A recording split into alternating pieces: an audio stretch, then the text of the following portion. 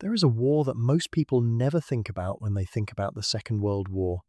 Not the beaches of Normandy, not the frozen rubble of Stalingrad, not the desert campaigns swinging back and forth beneath a merciless African sun. This war had no fixed front line, no territory that could be captured and held, no single day when the cameras were there to record the moment everything changed.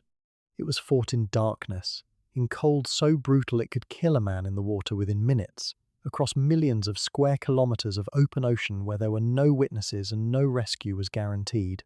It was fought by men in steel cylinders beneath the waves, and by men on rust-streaked merchant ships who were not soldiers, had never asked to be soldiers, and who sailed anyway because someone had to. It was fought by exhausted crews on small escort vessels that rolled so violently in North Atlantic swells that men were thrown from their bunks, lashed themselves to railings to avoid going over the side, and still managed somehow to keep their eyes on the water. This is the Battle of the Atlantic.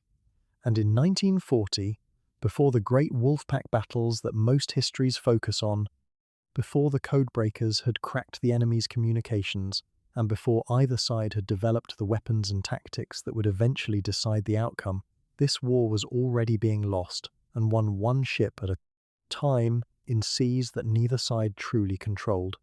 What you are about to hear is the full story of that first phase, the period before the outcome was certain, before the technology caught up, before the strategies matured. This is the story of the battle in its rawest, most uncertain form, when the question of whether Britain could survive at all was not a rhetorical one but a genuine operational calculation being made in Whitehall, in the bowels of the Admiralty, and in the private correspondence of a Prime Minister who understood, better than almost anyone he governed, exactly how close to the edge his country stood. Britain is an island. That fact, simple, geographical, absolute, is the foundation of everything that follows. An island nation at war does not merely prefer to keep its sea lanes open. It requires it as a condition of continued existence. Every ton of food, every barrel of oil, every ingot of steel, every rifle and every bullet that Britain could not produce itself had to arrive by sea. The arithmetic was unforgiving, and it was well understood. Subtract the imports, and you subtract the war effort. Subtract enough of the war effort, and you subtract Britain itself. Germany's naval planners understood this just as clearly. From the very first days of the conflict, the North Atlantic was not merely one theatre among several. For those who saw it clearly, it was the theatre, the one place where the war could theoretically be decided without a single German soldier setting foot on British soil. If the ships stopped coming, Britain stopped fighting. It was that direct, that cold, that mathematical. And yet the battle that unfolded across those waters in 1940 was anything but mathematical. It was human, desperately and chaotically human.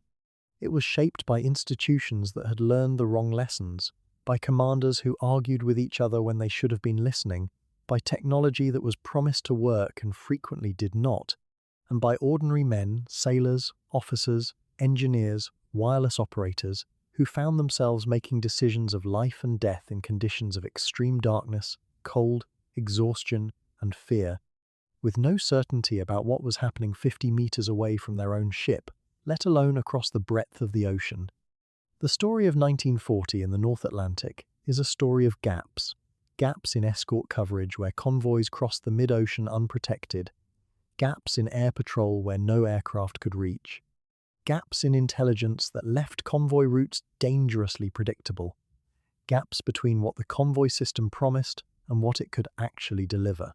And on the German side, a different kind of gap between what the Kriegsmarine submarine arm needed to be decisive and what it actually had a fleet too small, stretched too thin, commanded by a man who knew exactly what was required and could not get it from his own high command fast enough to matter. These gaps are where the story lives, in the spaces between what both sides planned and what actually happened. In the experience of the merchant sailor who had no weapon and no armor and no military training, and who went back to sea after his ship had been sunk because the cargo still needed to get through. In the experience of the corvette officer on his third consecutive night watch, eyes burning, the ship pitching 40 degrees in both directions, trying to hold an ASDIC contact on a target that may or may not be a submarine, may or may not be still there, with no certainty about anything except that if he gets this wrong, people will die. And in the experience of the U-boat commander running on the surface in the dark, close enough to a convoy that he could see the silhouettes of merchant ships against the night sky, calculating his approach, aware that the situation was extraordinary, that British defences had not yet caught up with what he was doing, and aware too that the war was young and the odds would not always sit this way. This documentary will take you through the full arc of 1940 in the North Atlantic, from the first U-boat patrols of the war, through the shock of the opening losses, through the fall of France and the catastrophic reshaping of the strategic map that followed, through the first happy time when German submariners found the ocean almost theirs for the taking, and through the grinding, exhausting effort on the Allied side to understand what was happening and build the tools to stop it, tools that in 1940 were barely begun. We will spend time with the men on both sides, because this is ultimately a human story. We will follow the institutional decisions that shaped the battle and the individual experiences that gave those decisions their meaning in blood and cold water. We will look honestly at the losses at the tonnage figures that Churchill found so alarming he could barely bring himself to publish them, and at the first, fragile signs that the balance might eventually shift. If you are settling in for a long night, this is the right documentary for it. The North Atlantic in 1940 is a story that rewards patience. It is long and slow, and it turns on details, on small decisions that had enormous consequences, on technology that worked by degrees rather than by sudden breakthroughs, on men who endured rather than triumphed in any single dramatic moment. So settle in, find your position, let the story come to you slowly, as the ocean itself moves in long swells, steadily, building over distance. If this kind of deep, long-form history is what you come here for, consider subscribing. There is a great deal more where this is coming from, and this particular story, the full Battle of the Atlantic across all its years, is only just beginning. The year is 1940. The sea lanes are open, the ships are sailing, and somewhere out in the cold, dark water of the North Atlantic, running quietly beneath the surface, or holding position on the waves in the black of a moonless night, the war for Britain's survival is already underway. There is a body of water that does not appear on any list of battlefields. No monuments stand on its surface. No coordinates mark the ground where the decisive struggle of the Second World War's first years was fought.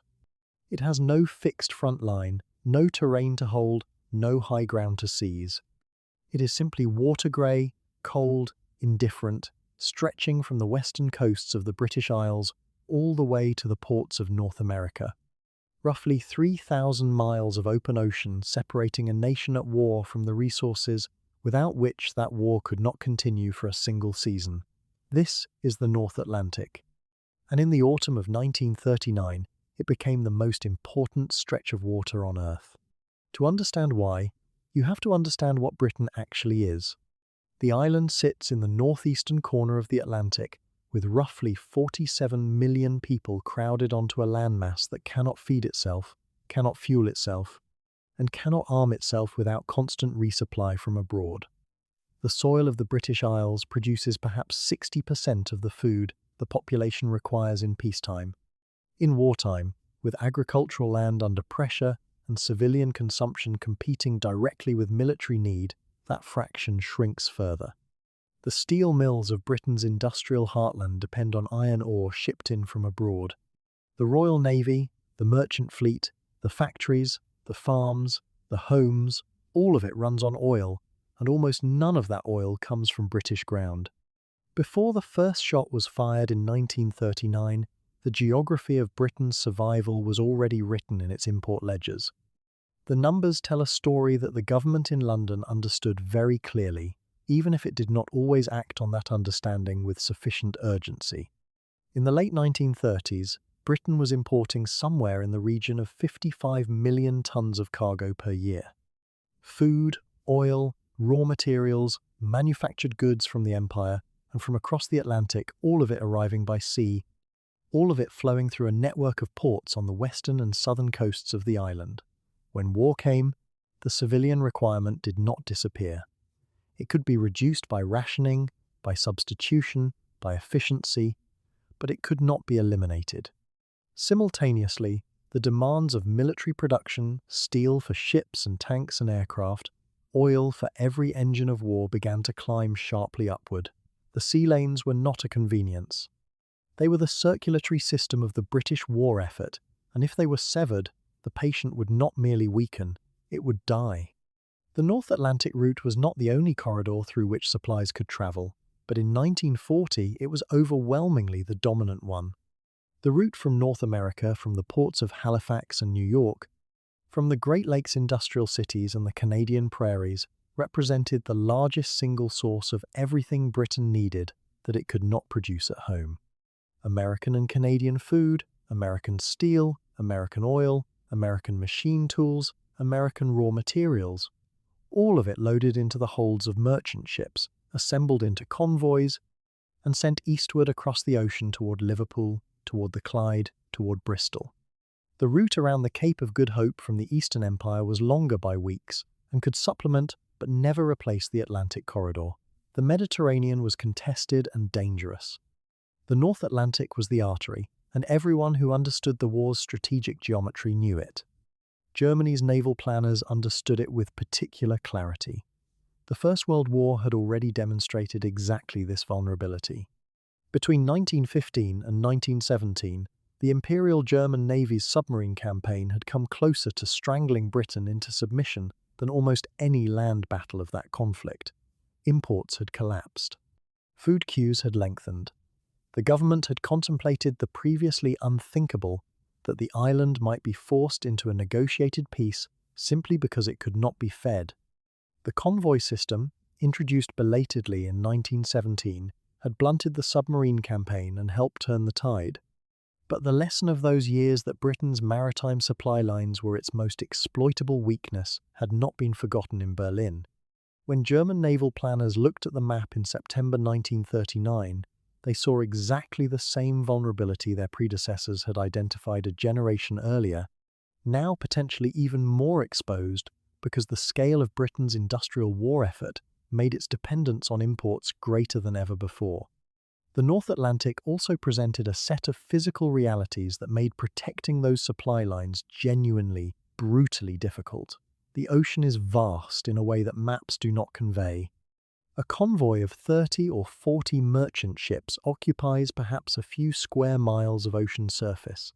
The surrounding water extends in every direction for hundreds, then thousands of miles. A submarine operating on the surface or submerged could lie in wait across an enormous arc of possible convoy routes, invisible, patient, with no fixed position that could be checked or swept clean. The weather added its own dimension of violence. The North Atlantic in autumn and winter produces sea states that are not merely uncomfortable but genuinely dangerous for small vessels, with wave heights that could swamp an escort ship's foredeck and conditions that made the careful work of anti-submarine patrol almost impossible. The ocean was not neutral. It actively complicated every attempt to defend the ships crossing it. The seasonal character of the Atlantic also mattered. The summer months offered longer daylight, more visibility, calmer seas conditions that favoured both sides, but that made surface attacks harder to conceal. The autumn and winter, by contrast, brought the long North Atlantic nights, the perpetual overcast, the curtains of rain and sleet that reduced visibility to almost nothing. For a submarine commander looking to attack a convoy undetected, those winter months were a gift. For the merchant sailor watching for a periscope wake from the bridge of a slow, heavily laden cargo ship, those same months meant operating in conditions where warning could come seconds before catastrophe. The rhythm of the seasons wrote itself directly into the rhythm of the campaign. Britain's position at the start of 1940 was not one of immediate desperation, but the margins were tighter than the public understood or the government fully acknowledged. Stockpiles built up in the months before the war brought a buffer oil reserves, food stores, raw material inventories that could absorb a period of reduced imports without immediate crisis. But stockpiles are consumed. Every month that imports fell below the level required for replacement, those buffers shrank. The government's own planners had calculated minimum import requirements with some care, and those calculations pointed to a figure that left little room for attrition. A sustained campaign against merchant shipping that reduced monthly imports significantly below that minimum would begin to degrade Britain's capacity to fight within months, not years. The margin between survival and collapse was measured not in grand strategic terms, but in the mundane arithmetic of tons of wheat and barrels of oil arriving or failing to arrive each week. What made the situation in 1940 particularly acute was the speed with which Britain's strategic position had changed. The defeat of France in the summer of that year was not merely a military catastrophe on the continent, it was a naval and maritime catastrophe of the first order. The French Navy had been a significant Allied asset. The Atlantic coast of France had been a geographical barrier that forced German submarines to operate from German North Sea ports, adding days to every transit to their patrol areas. All of that changed when France fell. Suddenly, the bases at Lorient, at Brest, at Saint-Nazaire and La Pallice were available to the Kriegsmarine, cutting the distance to the North Atlantic convoy routes dramatically and extending the time U-boats could spend hunting rather than transiting. The fall of France did not merely threaten Britain with invasion across the Channel, it reshaped the geometry of the Atlantic War in ways that would take months to fully comprehend. Against this backdrop, the men responsible for keeping Britain's sea lanes open were already working with a hand that was shorter than it needed to be. The Royal Navy had surface strength, capital ships, cruisers, the accumulated prestige of centuries, but the specific, unglamorous, technically demanding work of escorting slow merchant convoys across thousands of miles of hostile ocean was not what that navy had been designed, trained, and mentally prepared to do. There were not enough escort vessels of the right kind. There were not enough trained crews. There were not enough aircraft to patrol the ocean approaches. There were not enough of almost everything that mattered for this specific fight. The institutions were there, the will was there. The resources, the doctrines, and the tools were not yet, and not in anything close to the quantities required. This, then, is where the story begins. Not with a dramatic battle, not with a famous ship or a celebrated commander, but with a quiet, enormous, terrifying problem. A great nation dependent on an ocean it could not fully defend, facing an enemy that had identified exactly that dependency and was already moving to exploit it. The Battle of the North Atlantic would become the longest continuous military campaign of the entire Second World War, stretching from the first days of the conflict to its final weeks. It would be fought in the dark, in the cold, in conditions of almost unimaginable physical hardship, by men whose names would never be celebrated on the scale they deserved. It would be fought over millions of square miles of grey water, with consequences measured in the holds of freighters, the survival of cities, and the arithmetic of a nation's endurance. And in 1940, that battle was only just beginning. The Royal Navy entered the Second War against Germany as one of the most powerful maritime forces on Earth, and, in certain critical ways, one of the least prepared for the war it was actually about to fight. Its surface fleet was formidable. Battleships and battle cruisers, cruisers and carriers. The accumulated weight of a century and a half of naval dominance, Britain had poured its prestige and its treasure into warships, built to meet enemy warships in open battle. The fleet reviews, the signal flags, the admirals in gold braid, all of it pointed toward a war of fleet engagement, of line of battle, of the kind of decisive naval reckoning that had defined Trafalgar and that naval planners had spent decades preparing to repeat. What the Royal Navy was not built for, not staffed for, not equipped for, and most dangerously not thinking hard enough about, was the grinding, unglamorous, technically demanding work of hunting submarines and shepherding merchant ships across 3,000 miles of open ocean. That mismatch between the navy Britain had and the war Britain was about to face would cost lives on a scale the Admiralty had not seriously calculated. The interwar years had not been kind to the convoy escort mission as a concept. The First World War had taught a devastating lesson that the submarine, left unchecked, could starve a nation into submission faster than any army or surface fleet. By the spring of 1917, the losses to German U-boats had reached a point where serious men in the British government were privately calculating how many more months the country could hold out. The introduction of the convoy system had been the answer, not a perfect answer, but a sufficient one, and it had worked well enough to see Britain through to the armistice. The lesson seemed clear. Convoys save ships. Escort vessels matter as much as battleships. Anti-submarine warfare is not a secondary concern. Yet when the guns fell silent, the institutional weight of those lessons began to lighten with every passing year, carried away by the 1,000 small bureaucratic decisions that shape a peacetime navy. Promotions that favoured the prestige assignments, budgets that naturally flowed toward the impressive hardware, and a professional culture that had always found more glory in the capital ship than in the slow, cold, dirty work of ocean escort. There was a second force working against clear-eyed thinking about the submarine threat, and it wore the respectable face of technology.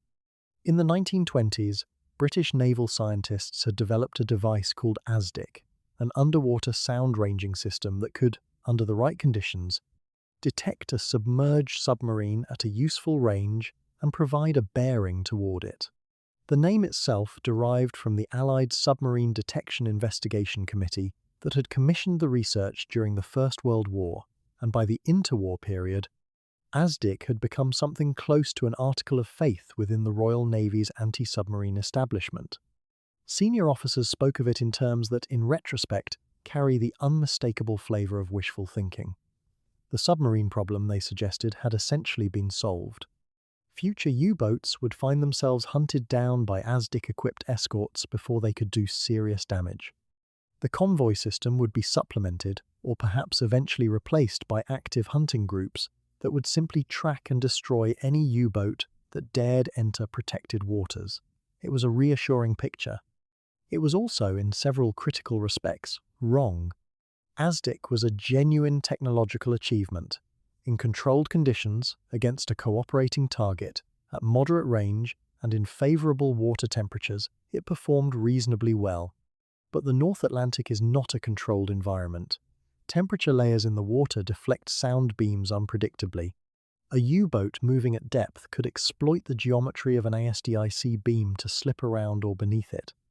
A submarine running on the surface at night produced no ASDIC return at all, because ASDIC was designed to detect submerged contacts only. And critically, ASDIC told a pursuing escort where a U-boat was. It did not tell the escort crew what to do about it with any efficiency, because in the final moments of a depth charge attack run, the ASDIC contact was lost as the escort closed to firing range. The window between detecting a submarine and actually killing it was filled with uncertainty, lost contact, and the desperate art of estimating where a maneuvering underwater target had gone in the time it took to overrun it. These limitations were understood by some. They were not universally appreciated by those setting policy. Beyond the technical question of ASDIC lay a deeper institutional failure, the neglect of the escort vessel as a class. Destroyers were the workhorses of convoy protection, but destroyers in the late 1930s were expensive, relatively fast, and valued by the Admiralty for fleet operations. Tying destroyers to the slow plod of convoy duty felt, in peacetime planning, like a misuse of a precious asset. The result was that Britain entered the war with too few escort vessels relative to the number of convoys that would need protection, and the escorts it did have were optimized for fleet work rather than the endurance, the fuel range, and the sustained rough weather capability that Atlantic escort demanded. A destroyer racing across the North Atlantic in pursuit of a fleet engagement was a very different machine from a destroyer expected to nurse a convoy of 40 laden freighters across 3,000 miles of winter sea, holding station through force 10 gales, refueling at sea in conditions that punished every structural weakness, and doing it again within days of returning to port. The Admiralty knew this gap existed. Closing it had never quite risen to the top of the priority list. The merchant navy occupied a peculiarly invisible space in British society and British defence planning. Its crews, hundreds of thousands of men who sailed the tankers and freighters and bulk carriers that kept Britain alive were civilians. They were not subject to military discipline. They received no combat pay, no official recognition as combatants, and in many cases no training whatsoever in wartime procedures, in how to handle a distress call, in how to maintain radio silence, in the correct response when a ship nearby is torpedoed and the convoy must not stop. They were expected to sail into a war zone on the same contractual basis they had sailed peacetime routes, because the legal and institutional framework had not caught up to the reality that every merchant sailing the Atlantic in wartime was as much a participant in the war effort as any soldier in a trench. This was not simply a moral failing, though it was that too, it was a practical one. Ships with crews that panicked or broke radio silence at the wrong moment, or scattered from a convoy formation in the darkness, were ships that died. And in 1939 and 1940, far too many ships died, partly because their crews had not been prepared for what was coming. The question of long-range maritime patrol aircraft compounded every other weakness. The Royal Navy had argued for years, with limited success, for control over shore-based aircraft that could conduct ocean reconnaissance and anti-submarine patrol. The RAF, which controlled those assets, was a young service with its own priorities and its own strategic doctrine centered on the bomber as the decisive weapon of the next war. Coastal Command, the RAF formation responsible for maritime patrol, was chronically under-resourced, equipped with aircraft of limited range, and operating in an institutional environment where the exciting and important work happened over enemy territory, not over grey ocean hundreds of miles from the nearest coastline. The result was that the approaches to Britain and the ocean beyond them were watched imperfectly and in patches. A U-boat surfacing to charge its batteries in the waters west of Ireland had a reasonable expectation of doing so undetected. A convoy 300 miles out to sea had no reasonable expectation of air cover. These were not temporary gaps to be patched quickly. They reflected structural decisions made over many years that could not be reversed overnight. The Admiralty was not blind to all of this. In the years between the wars, committees had met, reports had been written, and some officers had argued clearly and correctly for more escorts, better training, and a more sober assessment of what ASDIC could and could not do. The problem was not a total absence of analysis. It was that the analysis competed with other priorities, with budget constraints imposed by a country that had spent 2 decades trying not to rearm, and with a professional culture that had its own gravitational pull toward the familiar, the prestigious, and the traditional.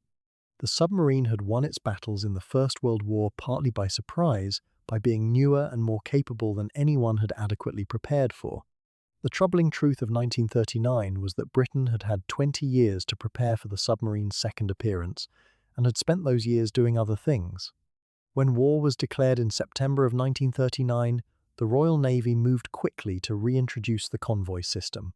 That, at least, the institutional memory had preserved the basic principle that merchant ships should not sail alone, that grouping them together with armed escorts offered a statistical and tactical advantage over independent sailing.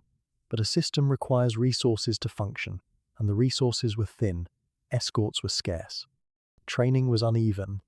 The officers who had operated convoys in the First World War were now admirals or were gone, and the junior officers who would actually fight this convoy war had studied it as history rather than lived it as practice. The machinery existed on paper. Getting it to function at sea against a determined enemy who had his own ideas about how to fight this war would require time and experience and loss that could not be purchased any other way. The Navy Britain had was not the Navy Britain needed. The gap between those two things would define the first years of the Battle of the Atlantic and fill the ocean with the wreckage of ships that deserved better protection than their country had thought to provide them.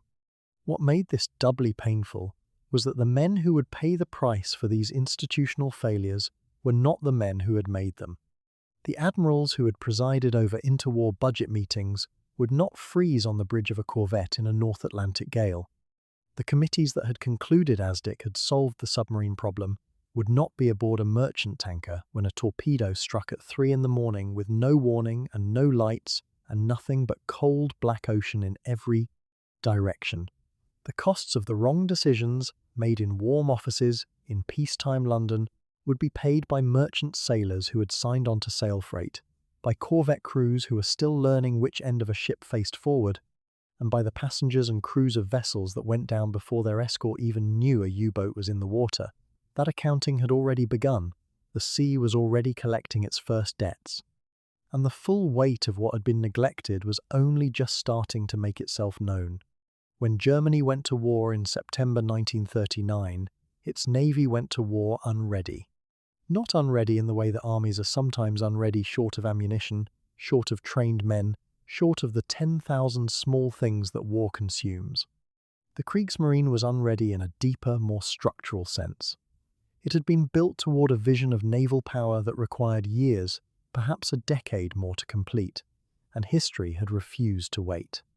Grand Admiral Erich Raeder, the man responsible for that navy, understood this with painful clarity from the first hours of the war. He had spent years constructing an argument for German sea power, lobbying Hitler for resources, negotiating priorities against the army's insatiable appetite and the Luftwaffe's political weight. And now the whole scaffolding of that argument had collapsed before the structure it was meant to support had been finished. What remained was a fleet caught halfway between conception and completion, asked to fight a war its builders had never quite planned for. Raeder was not a reckless man. He was, by temperament and training, a naval traditionalist, a surface warfare officer who had served in the Imperial German Navy and carried forward the professional culture of that institution into the new Reich. He believed in the power of the capital ship, in the prestige and strategic leverage that a credible surface fleet could project. He had watched with admiration the way Britain's Royal Navy used its battle fleet, not merely as a fighting force but as a political instrument, capable of shaping events simply by existing. That was the model Raeder wanted to build toward, and in the middle years of the 1930s, it had seemed like a reachable ambition. Germany's industrial capacity was formidable. The political will, for a time, appeared to be there. And the Anglo-German Naval Agreement of 1935 had handed Germany an acknowledged right to build a surface fleet at a fraction of British tonnage, legitimizing the program in international law while quietly allowing it to proceed. For Raeder, that agreement was a foundation stone. He believed, or chose to believe, that war with Britain was not imminent and that he would have the time he needed. The plan that emerged from this ambition was the Z Plan, a sweeping naval construction program approved in early 1939 that would, if completed, give Germany a battle fleet capable of genuinely contesting British sea power. The numbers were extraordinary in their ambition. The program called for multiple battleships, a significant force of heavy cruisers, a substantial destroyer fleet, and a large number of submarines. It was conceived on a timeline that stretched well into the middle of the 1940s, with full operational capability projected for around 1944 or 1945. Hitler had signed off on it, had declared it a priority, and Raeder had taken that commitment seriously. What Raeder apparently did not fully account for was how quickly Hitler's strategic appetite would outrun his patience. When war came in September 1939, not in 1944, not after the Z Plan had been given its years to mature, but now, immediately, before the steel had even been cut for most of the program's major vessels, Raeder faced the consequences of having built his navy's future on a political promise that the dictator he served had simply chosen not to keep. What Germany actually possessed in September 1939 was, by any objective measure, a modest naval force. The surface fleet included a handful of capital ships, several heavy cruisers, and a limited number of destroyers. Some of these were formidable individual vessels, well-designed, well-armed, crewed by trained and capable men.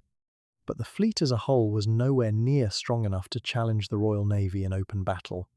It could not control sea lanes, it could not protect German commerce from British blockade, and it could not, by itself, cut Britain's Atlantic supply lines. The submarine arm was equally constrained. At the outbreak of war, the total number of U-boats available was modest, and of those, only a fraction were the ocean-going vessels capable of operating in the North Atlantic against the convoys that mattered.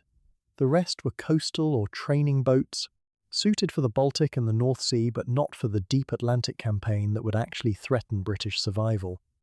Raeder knew the arithmetic. He had written it down, with characteristic Prussian precision, in a memorandum that has since become one of the more sobering documents of the war's opening days. The fleet, he wrote, could do little more than demonstrate that it knew how to die with honour. Into this picture of institutional disappointment and strategic under-resourcing stepped a man of very different temperament, Karl Dönitz. Where Raeder was a surface officer by instinct and tradition, Dönitz was a submarine man to his marrow.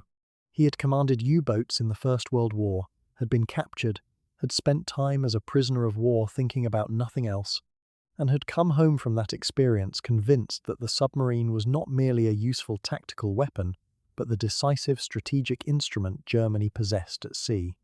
Through the 1930s, as Raeder built his case for the Z-Plan and its parade of battleships and cruisers, Dönitz had been making a different argument, quieter, less politically glamorous, but in retrospect far more strategically coherent. Germany's enemy at sea was Britain. Britain's vulnerability was its dependency on ocean supply, and the weapon best suited to attacking ocean supply was the submarine. Dönitz did not want a balanced fleet. He wanted submarines, hundreds of them, built fast, crewed by trained men, operating in coordinated groups that could overwhelm convoy defences and strangle British imports. The argument was not complex. It was, in fact, almost obvious, and it was almost entirely ignored. The reasons for that neglect were part institutional and part political. Surface warfare officers dominated the Kriegsmarine's upper ranks, and brought with them a cultural preference for the visible, the prestigious, the battleship that could be photographed and pointed to as evidence of national power.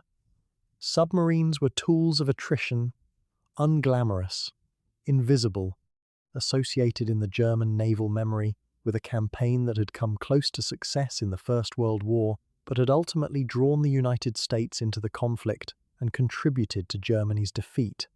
There was an institutional wariness about the submarine's political consequences that sat alongside the professional preference for the surface fleet.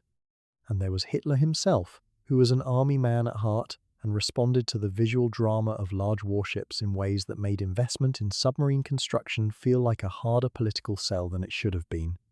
Dönitz lobbied, he wrote papers, he ran exercises, he demonstrated, in maneuvers conducted in the Baltic, how coordinated submarine groups could overwhelm convoy defences. The evidence was there. The argument was sound. The resources did not follow. By September 1939, Dönitz commanded a U-boat arm that was, in his own estimation, a fraction of what he needed. He had calculated with considerable analytical rigour that to wage an effective campaign against British Atlantic supply lines, he required in the neighbourhood of 300 ocean-going submarines in active service, allowing for the rotation between boats on patrol, boats in transit, and boats undergoing maintenance and refit. What he actually had available for Atlantic operations when war began was closer to the low dozens. The gap between what the strategy demanded and what the strategy had been given was not a rounding error. It was the difference between a campaign that could potentially win the war at sea and a campaign that could cause damage, create anxiety, but not deliver a decisive blow. Dönitz understood this. He prosecuted the campaign anyway, with the boats he had, because there was nothing else to do, but the awareness of that fundamental resource deficit never left him, and it drove a relentless pressure upward through the chain of command for more construction, faster commissioning, greater priority. The tension between Raeder's surface warfare vision and Dönitz's submarine strategy was not merely a professional disagreement between two officers with different backgrounds. It was a genuine strategic choice about how Germany would fight this war at sea, and the choice made, or rather, the choice deferred and never cleanly resolved, had consequences that would echo through every phase of the Atlantic campaign. Resources directed toward completing capital ships were resources not directed toward building U-boats. Officers and naval architects whose skills might have accelerated submarine construction were deployed elsewhere. The institutional weight of the surface fleet tradition continued to shape priorities, even as the practical evidence accumulated that those priorities were misaligned with the strategic reality. Germany needed to sink British ships faster than Britain could replace them. The instrument best suited to that task was the submarine, and the submarine force was going to spend the first years of the war fighting with one hand behind its back. What made this doubly painful for Dönitz was that his tactical thinking was, in many respects, well ahead of the resources available to execute it. He had developed the concept of coordinated group attacks on convoys operations in which multiple U-boats would work together, guided by radio communications from boats that had located a convoy, converging on the target from different angles to overwhelm escort defenses. The approach was theoretically sound and, when it could be applied, devastating. But it required enough boats to both find convoys and attack them in strength. With the numbers available in 1939 and into 1940, Dönitz could rarely assemble the kind of concentrated force his doctrine called for. Individual commanders went out, found what they could find, attacked with skill and courage, and sometimes with remarkable effect. But the systematic, coordinated strangulation of British supply that Dönitz envisioned was not possible yet. The strategic conception was present, the means to execute it were not. Raeder, for his part, was not a fool and was not indifferent to the submarine campaign. He understood the logic. He approved operations. He supported Dönitz's requests where he could within the constraints of a naval budget that was itself constrained by the army's priority and the Luftwaffe's political power. The problem was not malice or stupidity, but the accumulated weight of institutional preference, the political context in which decisions about naval construction had to be made, and the brutal mismatch between the timeline on which war had arrived and the timeline on which the German Navy had been building toward readiness. Raeder had made a reasonable professional bet that he would have until the mid-1940s to prepare, and history had called that bet far too early. The Z-plan was not foolishness. It was simply orphaned by events before it could become real. The men who sailed out of German ports in the autumn of 1939 carried all of this institutional weight with them, most of it unspoken. They were the cutting edge of a strategy that their high command had never fully committed to, operating with equipment that was capable but insufficient in number, against an enemy that was poorly prepared but possessed resources that dwarfed their own. They had skill, doctrine, courage, and a cause their commanders believed in with genuine conviction. What they did not have was enough boats, enough support, or enough of the broader strategic alignment that might have translated their individual bravery into something that could alter the course of the war. That would remain the central grinding frustration of the German submarine campaign from its very first patrol to its very last, the distance between what it might have been and what it was given to work with. The war was barely hours old when the first torpedo left its tube.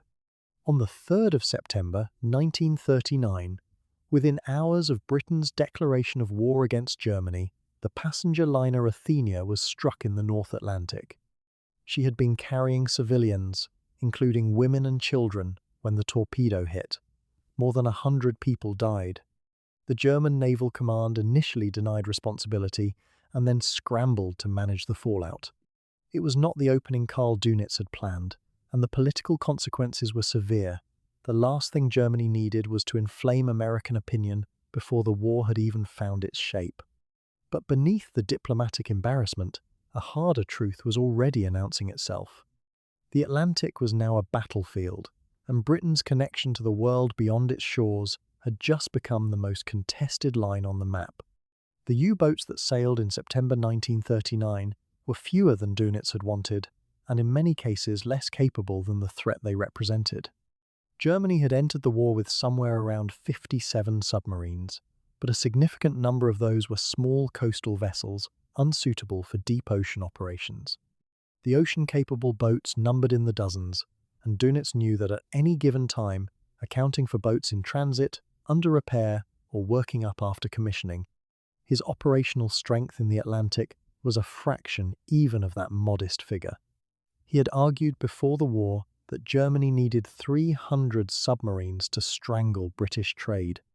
He had received a fraction of that number, and yet his crews went out anyway, sailing into the grey immensity of the North Atlantic with orders to find British shipping and destroy it, operating under prize rules that imposed legal constraints on how they could attack constraints that would not survive contact with the reality of total war. The commanders who led those first patrols were a particular breed of officer. Many had served in submarines before the war. Some had trained under conditions of considerable secrecy during the years when Germany was nominally prohibited from building them. They were professionals in the coldest sense, technically skilled, psychologically conditioned for isolation, trained to make decisions in darkness and silence with imperfect information and no margin for error. Their crews were young, often very young, and the boats they sailed in were machines of extraordinary complexity operating in conditions of extreme physical hardship. The interior of a Type 7 U-boat was a steel tube, roughly 67 meters long, crammed with machinery, torpedoes, food stores, and human beings, with no separation between the working and living spaces, no privacy of any kind, and a smell that no amount of habituation ever quite normalized. These men went to sea knowing that the North Atlantic would try to kill them regardless of whether the Royal Navy found them. The first weeks of the campaign brought early successes. British merchantmen were sailing in some cases alone and without adequate warning, and the U-boat commanders found them. Tonnage began to accumulate in the Kriegsmarine's operational logs, cargo vessels, tankers, smaller merchant ships going down to torpedoes in waters where no rescue was guaranteed, and where the North Atlantic, indifferent to the politics of the men struggling in it, could kill as efficiently as any weapon. But it was not the merchant fleet that delivered the first truly seismic shock to Britain. That blow came from a different direction entirely, and it struck at something the Royal Navy had believed was fundamentally secure. On the 17th of September, 1939, HMS Courageous was operating in the western approaches. She was an aircraft carrier, one of the Royal Navy's fleet carriers, and she was engaged in anti-submarine patrol, a role that, in retrospect, exposed one of the most valuable ships in the fleet to exactly the kind of threat she was supposed to be hunting. Her escorting destroyers had been drawn away when a merchant vessel nearby reported a submarine contact. In that brief window of reduced protection, a U-boat commander found his opportunity. 2 torpedoes struck Courageous. She sank in under 20 minutes. More than 500 of her crew died. The loss was staggering, not just in tonnage or strategic capacity, but in what it revealed. A fleet carrier, operating in waters Britain considered manageable, had been destroyed by a single submarine in less time than it takes to understand what is happening. The Royal Navy did not immediately abandon anti-submarine patrols with major warships, but the lesson had been registered, even if its full implications would take time to absorb. Then came Scapa Flow. If Courageous had been a warning, what happened on the 14th of October 1939 carried a different weight altogether. Scapa Flow, in the Orkney Islands north of Scotland, was the home anchorage of the British Home Fleet. It was not supposed to be accessible. A German U-boat commander, having studied charts and tidal patterns with extraordinary care, navigated his vessel through one of the anchorage's defended passages in the darkness. His name is known to history and was celebrated in Germany at the time, but what matters here is what he found. HMS Royal Oak, a battleship, riding at anchor inside what should have been one of the most protected harbours in the world. He attacked. Royal Oak was struck by multiple torpedoes and sank within the anchorage. More than 800 men died, many of them trapped below decks as the ship went over. The U-boat withdrew back through the passage and returned to Germany. The effect on British public confidence was profound. This was not a ship sunk in the open ocean far from land. This was a battleship killed inside Britain's own principal naval anchorage, in waters that had been considered impregnable since the First World War. If Scapa Flow was not safe, then nothing was safe. The Admiralty moved the home fleet temporarily to alternate anchorages and accelerated the work of closing the gaps through which the U-boat had penetrated. Churchill, then serving as First Lord of the Admiralty, understood immediately that the psychological dimension of the loss was as damaging as the material one. The German propaganda machine exploited the achievement to maximum effect. Within weeks, the U-boat commander responsible was received as a hero, the crews and commanders who were already at sea or preparing to sail took note. Against this backdrop of early shocks, the effort to organize convoy protection was proceeding with the kind of grim urgency that comes from knowing the current situation is unsustainable. The convoy system had been reintroduced immediately on the outbreak of war, a lesson from the First World War absorbed at the institutional level, even if many of the operational details had grown rusty. But the theory of convoy protection and the practice of it were separated by an enormous gulf, and that gulf was measured primarily in ships. The Royal Navy simply did not have enough escort vessels. The destroyers that existed were needed for multiple competing purposes: fleet screening, anti-invasion duties as the European situation deteriorated, offensive operations. The smaller vessels that could have filled the escort role were either not yet built or not yet operational. Convoys were sailing with minimal protection, and in some cases the escort would leave a convoy at a predetermined mid-ocean point and return to port, because there was no fuel, no time and no ships to carry the screen all the way across. The commanders of the early U-boat patrols discovered this almost immediately. They were probing British defences not out of recklessness but out of professional calculation. And what they found confirmed what Dönitz had been telling the German naval command for years. The mid-ocean was largely empty of threat. A convoy, with 2 or 3 escort vessels spread across a front of perhaps 8 to 10 kilometers of ocean, could not watch every quadrant simultaneously. At depth, a submarine was invisible to surface vessels that lacked effective sonar contact. And even when ASDIC, the British underwater detection system, did acquire a contact, translating that contact into a successful attack required equipment, training and coordination that were still far from standardized. The escorts knew a submarine might be out there. They frequently could not prove it, find it, or kill it. The merchant sailors living through these early months existed in a particular kind of dread. They were not military personnel in any formal sense. Most had gone to sea before the war in the service of commerce, carrying grain, oil, steel, machinery across the world's trade routes. The war had not changed their ships or their skills, but it had changed what it meant to be on the water. A ship hit by a torpedo in the North Atlantic in autumn or winter faced conditions that made survival uncertain, even for those who made it into the water or onto a lifeboat. The Atlantic in those seasons is not a place that forgives exposure. Rescue was not guaranteed and was often slow. The merchant sailors had no naval training, no weapons, no doctrine for what to do when the ship next to them suddenly erupted and began to go down. They kept sailing because the alternative was to leave Britain without the imports it needed to function, and that was not a choice most of them were prepared to make, even in the face of what was waiting for them out there. By the turn of the year into 1940, the shape of the coming struggle was becoming clearer to those who had eyes for it. The U-boats had proven, in their first months of operation, that the Atlantic was not defended in any meaningful sense across most of its width. The British had proven that they could absorb shock, reorganize with impressive speed given the constraints they operated under, and keep the convoys moving despite the losses. Neither side had yet found the tool or the technique that would decide the argument. The mid-ocean was still a place where ships disappeared, and nobody was certain what had become of them until silence became its own kind of answer. And Dönitz, sitting in his headquarters and watching the operational logs accumulate, was already doing the mathematics. If he had more boats, more crews, more time, the numbers were beginning to suggest that the arithmetic of attrition could be made to run in Germany's favour. The question was whether he could get those boats before Britain found a way to close the gap. There is a particular kind of courage in the ordinary.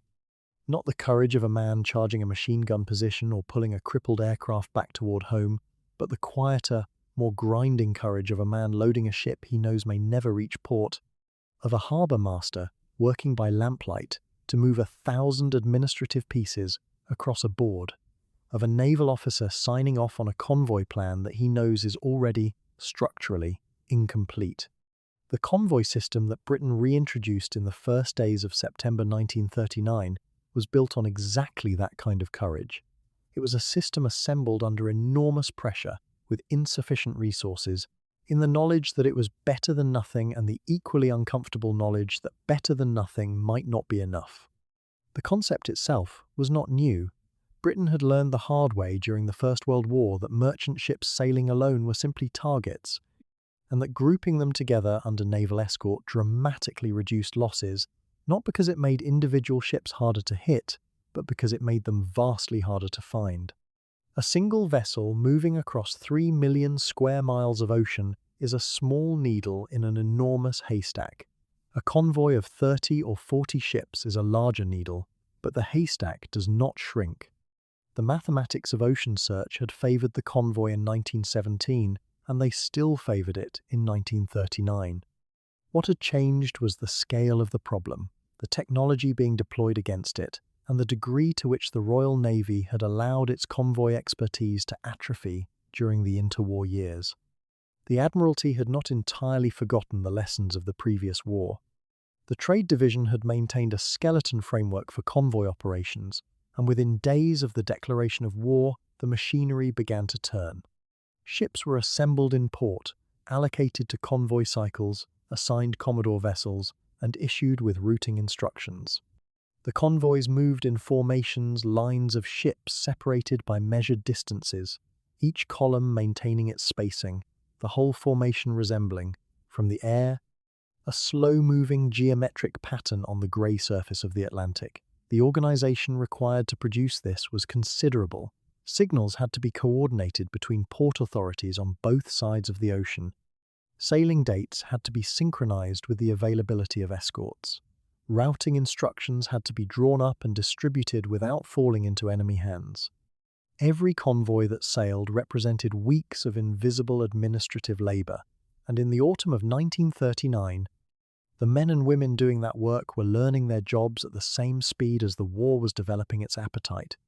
What the convoys needed above everything else was escorts, warships capable of detecting and attacking submarines while keeping pace with the merchant vessels they were protecting.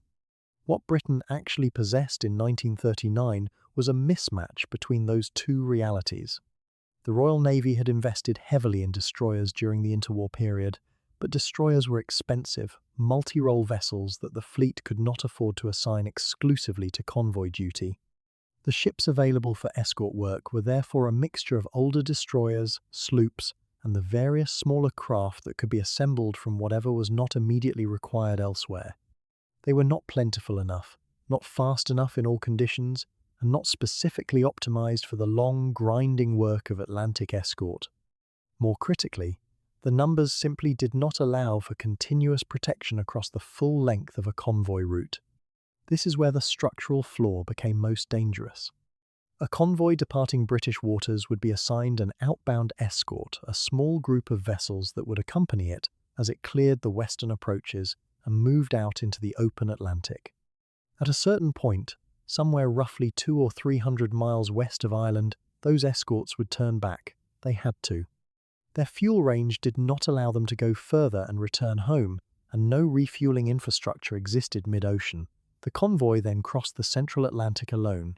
No warships, no aerial cover. Nothing but the ships themselves, their modest guns, and the hope that no U-boat was close enough to find them. On the far side, approaching the North American coast or the waters around Newfoundland, a receiving escort might come out to meet them, but only in the final approaches. The vast middle section of the Atlantic was, in practical terms, an undefended space, and every experienced naval officer on either side of the war knew it. Dunitz's submariners did not need to be told twice. The mid-ocean gap was not a secret they had to uncover through brilliant intelligence work. It was a geographic fact that any competent reading of the escort situation made obvious. Once a U-boat had tracked or intercepted a convoy beyond the escort screen, it was operating in water where the only danger came from other submarines or from the merchant ships themselves, none of which carried weapons remotely adequate to the task of submarine defense. The gap was not a vulnerability in the system. It was a hole through which the entire concept of convoy protection could be rendered meaningless, and closing it would require assets that Britain simply did not yet have. The merchant sailors who crewed these convoys occupied a strange and deeply uncomfortable position in the wartime hierarchy. They were not members of any armed force. They held no rank that the naval world recognized. They were, in the eyes of the Admiralty and the government, civilian workers paid by their shipping companies, bound by employment contracts rather than military law, and entitled to leave a ship in port if they judged the risks intolerable. The reality was that almost none of them did leave. They went back out because the pay supported their families, because their shipmates were going, and because somewhere beneath the pragmatic calculus, there was a genuine understanding that without them, the whole thing collapsed. But they were given almost nothing in return, no uniform that signaled their service. No formal military status, no systematic training for the specific conditions of wartime convoy sailing. That absence of training showed in ways that repeatedly cost lives. Radio discipline was among the most consistently dangerous failures. Merchant ship officers had spent their careers communicating freely by wireless. It was how ships reported their positions, requested assistance, coordinated arrivals. The wartime requirement to maintain radio silence on passage was not simply a matter of instruction. It required a complete reversal of professional habit, and in the early months of the war, that reversal was incomplete. Ships broke silence to report mechanical problems, to query their positions, to communicate for reasons that would have been entirely routine in peacetime. Each transmission was a beacon. German direction-finding stations along the European coast could fix a position from a radio signal within minutes, and that position could be transmitted to any U-boat within range. A convoy that had been routed away from known danger could be found again by a single undisciplined transmission, and the human cost of that single moment of careless habit could run to dozens of lives and thousands of tons of cargo. Station keeping was another problem that took time to bring under control. A convoy's defensive geometry depended on the ships maintaining their assigned positions within the formation. The gaps between vessels, the column spacings, the speed adjustments, all of these were carefully calculated to make the convoy manageable for its escort and to ensure that a torpedo aimed at one ship could not travel on and strike another. But merchant officers were not naval officers. They had not trained in formation sailing. At night, in heavy weather, with minimal lighting permitted, maintaining station was genuinely difficult even for experienced men in good ships. Some vessels fell behind, creating gaps at the rear of the convoy where stragglers were catastrophically vulnerable. Others crowded forward, compressing the formation in ways that created their own dangers. The Commodore vessel, usually manned by a retired naval officer recalled to service, had limited means of enforcing discipline among ships whose captains technically answered to no military authority. The weather itself was an adversary that the convoy system could not legislate around. The North Atlantic in autumn and winter is one of the most hostile stretches of ocean on Earth. Waves that in the summer might allow a convoy to maintain 8 or 9 knots would in a North Atlantic gale reduce the whole formation to a crawl, scatter the outlying ships, exhaust the escort crews, and render ASDIC almost useless through the interference of breaking water and turbulence. The small escort vessels were worked brutally hard. The merchant ships, many of them old and lightly maintained, were worked harder still. A convoy that sailed from Halifax in late October and arrived in Liverpool in late November had crossed the Atlantic in conditions that, for significant portions of the passage, made systematic defense nearly impossible regardless of what resources were available. The Operational Intelligence Centre in London was doing its best to manage the strategic picture. Routing instructions went out to convoys at sea, attempting to steer formations away from areas where intelligence suggested U-boat activity. This was genuinely valuable work, and in some cases it prevented sinkings that would otherwise have occurred. But it operated under severe limitations. The intelligence available in 1939 and 1940 was fragmentary. Radio direction finding could suggest where a U-boat had been when it last transmitted, but not where it would be when a convoy arrived in that area 3 days later. And rerouting a convoy of 40 ships in mid-ocean was not a simple matter.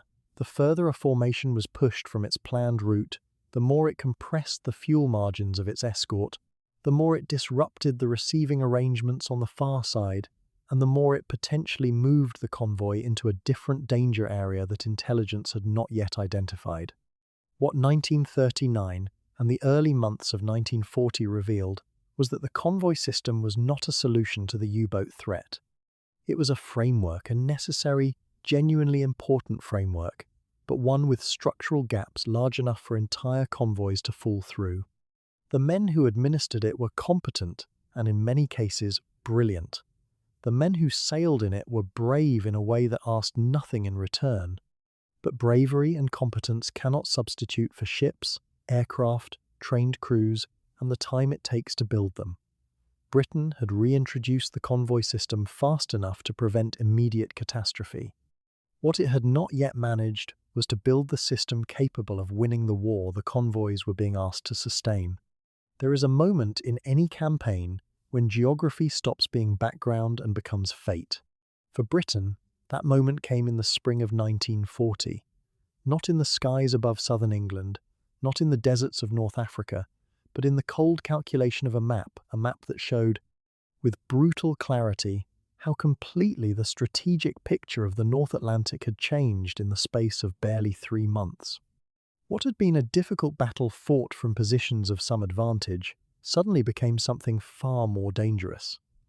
The loss of Norway and France did not simply cost Britain territory. It rewrote the geometry of the entire war at sea.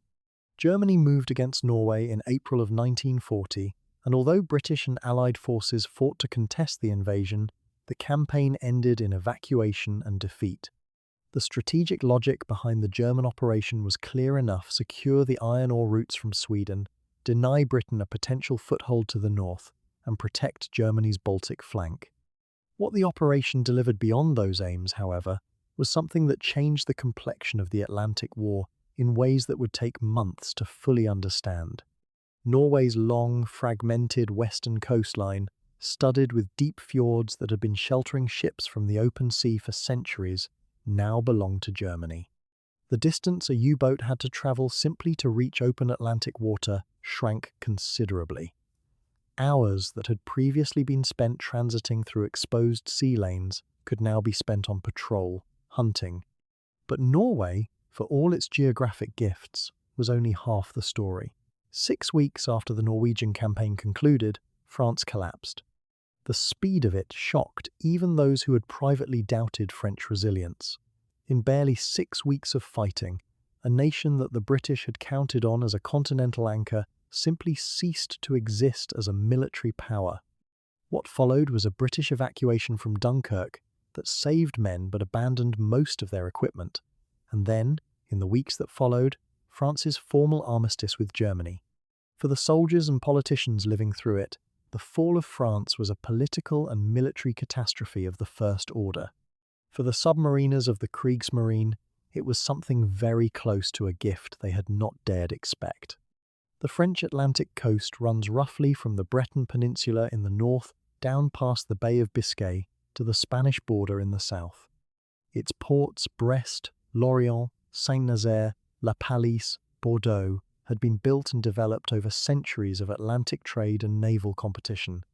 They were deep water facilities, capable of handling large vessels, equipped with dry docks, fuel storage, workshops, and everything a modern navy required. When German forces occupied them in the summer of 1940, Karl Dönitz understood immediately what this meant. He had been arguing for years that the decisive blow against Britain had to be struck at sea, that submarines were the weapon that could deliver it, and that the problem was always one of range and time. Now, at a stroke, both problems had become dramatically smaller. A U-boat departing from a Biscay port, rather than a German North Sea base, gained roughly a week of additional patrol time in its operational area.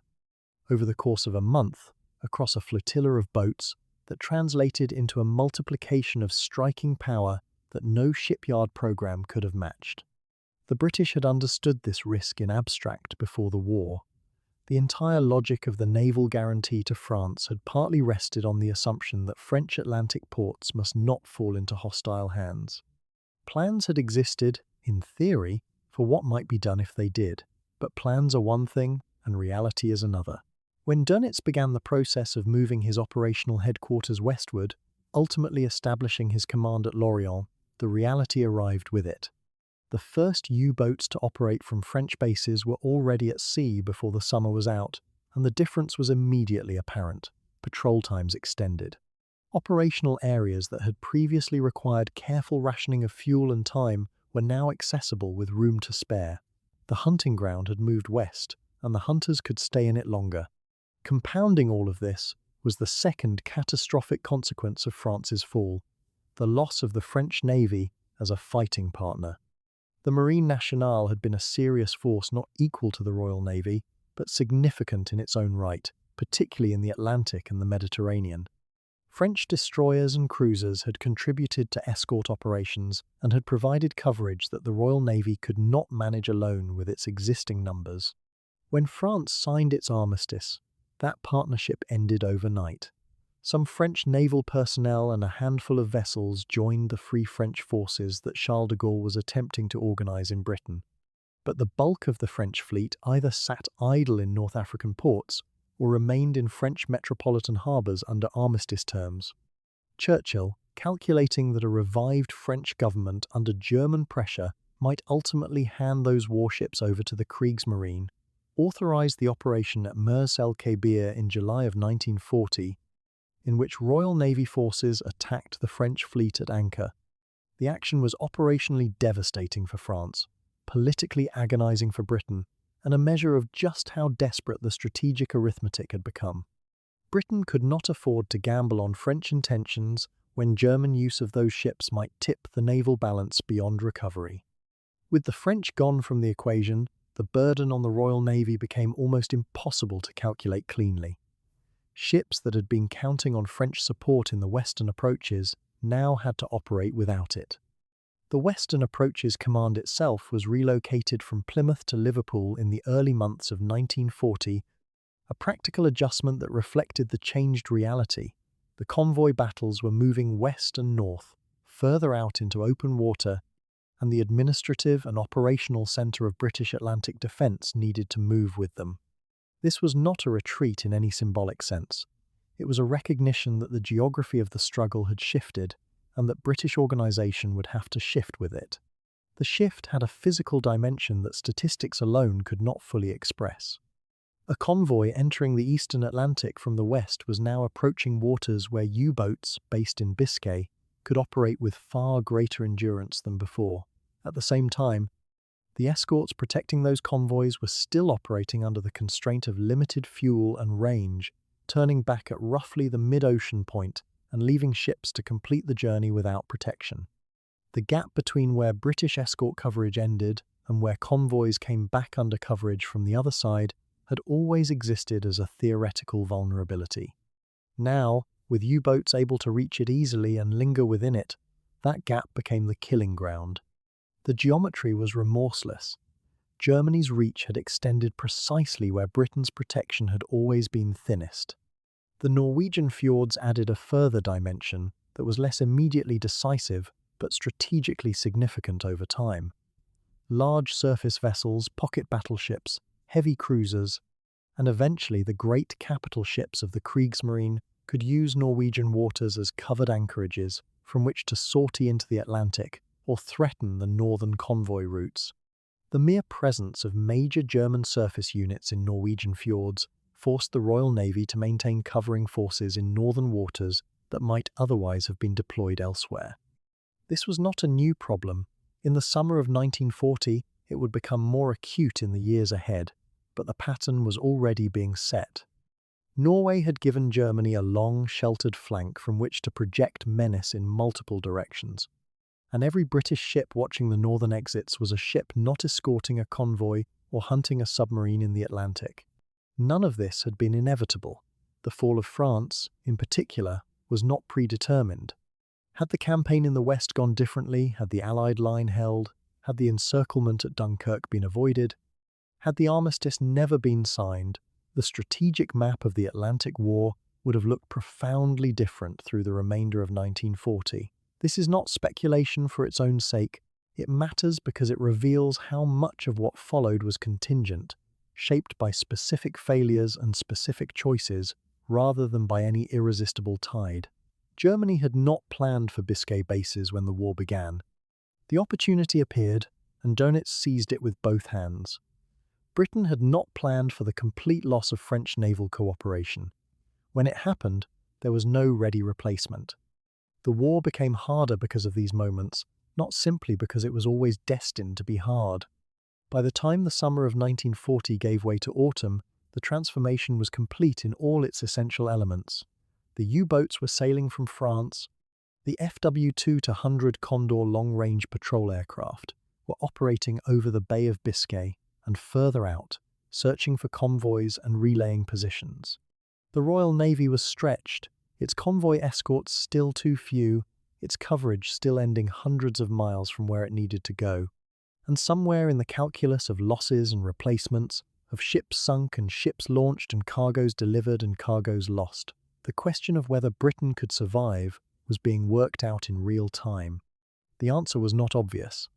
The losses were already severe, and the conditions that had produced them were not going to change quickly. The shape of the Atlantic War had been remade, and it was not a shape that favoured the people who depended on those sea lanes to live.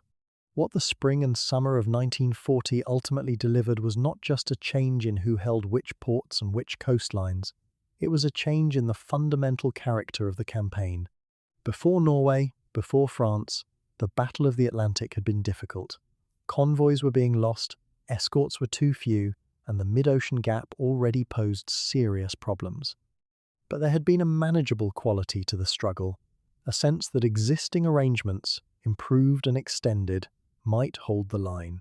After Norway and France, that reassurance dissolved. The battle was no longer about patching gaps. It was about whether the entire framework was adequate to the threat it now faced.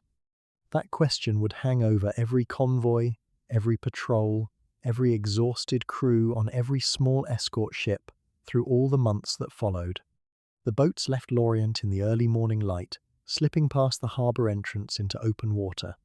Where once a U-boat commander leaving German waters had faced a long and fuel-hungry passage north around Scotland and down into the Atlantic approaches, he now faced something almost luxuriously simple. A short run westward, and then open ocean. The French Atlantic ports, Lorient, Brest, Saint-Nazaire, La Rochelle, Bordeaux, had transformed the geometry of the entire campaign in a matter of weeks. A U-boat operating from these new bases could reach the western approaches in roughly half the time it had taken from Kiel or Wilhelmshaven. That meant more time on patrol, more torpedoes expended against targets, and a return to base for resupply and rearmament that could happen far more quickly than the British had any reason to expect. The men who sailed those boats understood, even before the first patrol from French soil had concluded, that something had fundamentally changed. The Atlantic had tilted. Karl Dönitz had argued for years that the submarine was Germany's decisive weapon against British sea power. He had been given too few boats, too late, and had watched the first months of the war unfold with the grinding frustration of a man who can see the solution and cannot reach it. Now, in the summer of 1940, geography had handed him a gift that production lines had not. He moved his operational headquarters to France, established his command close to the boats and their crews, and threw himself into the task of directing operations with an intensity his men recognized and respected. Dönitz was not a distant administrator. He read patrol logs in detail, corresponded personally with his commanders, and built within the U-boat arm a culture of mutual accountability that ran in both directions. His men knew he understood what they were enduring, and in the summer of 1940, what they were enduring was not hardship, it was success. The convoys crossing the North Atlantic in that period were not defenseless, but they were desperately thin. An escort group might consist of 2 or 3 vessels, a destroyer, perhaps a sloop, and whatever else could be scraped together responsible for screening 30 or 40 merchant ships spread across several square kilometers of open water. Those escorts carried ASDIC sonar that worked reasonably well against a submerged submarine holding relatively still, and depth charges that could kill a U-boat if the crew could get them close enough. What the escorts did not have in adequate numbers were eyes in the dark, radar capable of detecting a surface submarine at night, and sufficient vessels to cover every angle of approach simultaneously. U-boat commanders probing these convoys were probing for exactly those weaknesses, and they were finding them with disturbing regularity. The period would later be given a name by the men who experienced it. They called it the happy time, a phrase that carried in its deliberate lightness something of the disbelief that attended it. These were trained professional officers in a hard and dangerous service, and they were recording sinkings the way a hunting party might record a good day in the field. The commanders who became most associated with this period were men who combined aggression with patience, who would track a convoy for hours or even days, studying its course, its speed, the gaps in its escort screen, and then choose their moment with cold precision. They were not lucky, they were skilled. That distinction mattered enormously to them, and it matters to any honest account of what happened. Among the tactics that made these patrols so devastatingly effective was the surface night attack, a method covered in greater detail elsewhere in this account, but inseparable from any understanding of why the summer of 1940 unfolded as it did.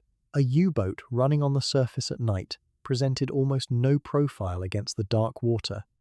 Its silhouette was low, its wake minimal, and the ASDIC equipment carried by escorts could not find what was not submerged.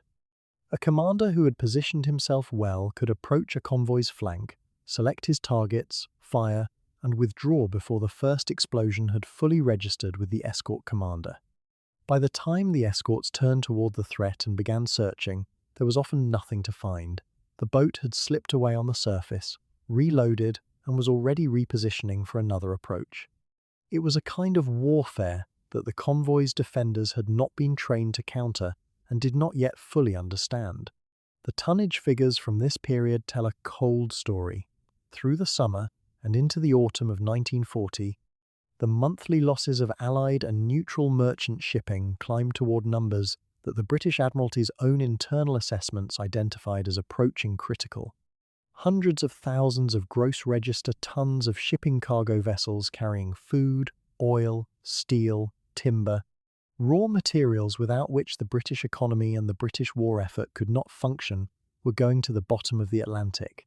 Each ship that went down took with it not just its cargo, but, in too many cases, the men who crewed it.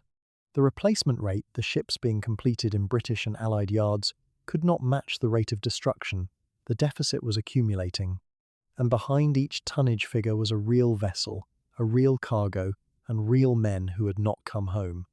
The experience of those convoys from the perspective of the merchant crews forms a chapter of this war that received almost none of the recognition it deserved at the time. Merchant sailors were civilians in the formal sense, working men on commercial contracts, and the institutional machinery of wartime Britain was slow to acknowledge what they were actually doing. They were sailing into a contested ocean in ships that were not armed for combat, crewed by men who had not been trained for it, with the knowledge that if their vessel were struck and sank quickly as many did, the chances of rescue in the cold North Atlantic depended on factors entirely outside their control. The men who made those crossings in the summer and autumn of 1940 did so knowing the losses that were occurring, and they sailed anyway, because the alternative was that Britain stopped receiving what it needed to fight. That is a form of courage that deserves to be named precisely. For Dönitz, the tactical success of this period was inseparable from a strategic frustration he had been living with since the war began. He had the tactics, he had the bases, he had commanders of genuine skill and audacity. What he did not have was enough boats. The number of U-boats actually available for Atlantic patrol at any given moment through this period was far smaller than it appeared on paper, accounting for vessels in transit, in refit, undergoing training exercises with new crews, or under repair after damage. The boats at sea on any given night numbered in the low tens rather than the hundreds. Dönitz understood, with a clarity he communicated repeatedly upward through the chain of command, that what he was achieving with this limited force was a demonstration of what could be achieved with 3 or 4 times as many. The British were struggling to cope with the pressure of a campaign that was not yet at full strength.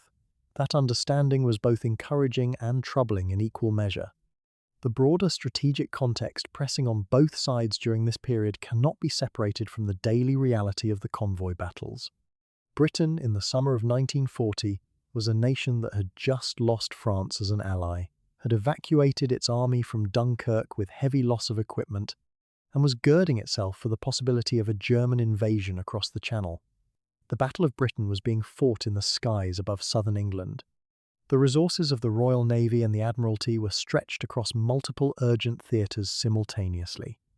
The Atlantic was not the only crisis. It was one of several existential pressures bearing down on a country that had been at war for less than a year and was already running close to its limits. Against that backdrop, the losses accumulating in the Atlantic were not an abstract strategic concern. They were a direct threat to the physical capacity of the country to continue fighting. What the U-boat commanders could not fully see from the bridge of a submarine tracking a convoy at night was the institutional response beginning to form on the other side. It was slow, it was incomplete, and it would not produce decisive results for some time yet. But it was happening. The Admiralty was absorbing the lessons of each lost convoy with the grim determination of an organization that understood survival depended on adaptation. Escort commanders were writing after-action reports, and those reports were being read. Training programs were being accelerated. The production of escort vessels, the Flower-class corvettes beginning to emerge from shipyards, the destroyers being borrowed from allies was gaining momentum. The tools were not yet adequate. The experience was not yet deep enough. But the process of learning was underway. The commanders who sailed from Lorient in those months returned to port with logs that read like no other document in that war. Ships listed by name, by tonnage, by the hour and bearing at which they were struck. The arithmetic of destruction laid out in clinical entries, each one representing a vessel that had been found, engaged, and sent to the bottom. The officers who wrote those logs were not unfeeling men. Many of them would leave detailed accounts of the merchant crews they observed in the water after an attack, and several would surface to render what assistance they could before the threat of counterattack made that impossible. The war at sea operated under its own moral gravity, and the men who fought it on both sides understood something of the weight they were carrying. But the logs were what they were. The sinkings were what they were. The happy time would not last forever. Nothing in war does.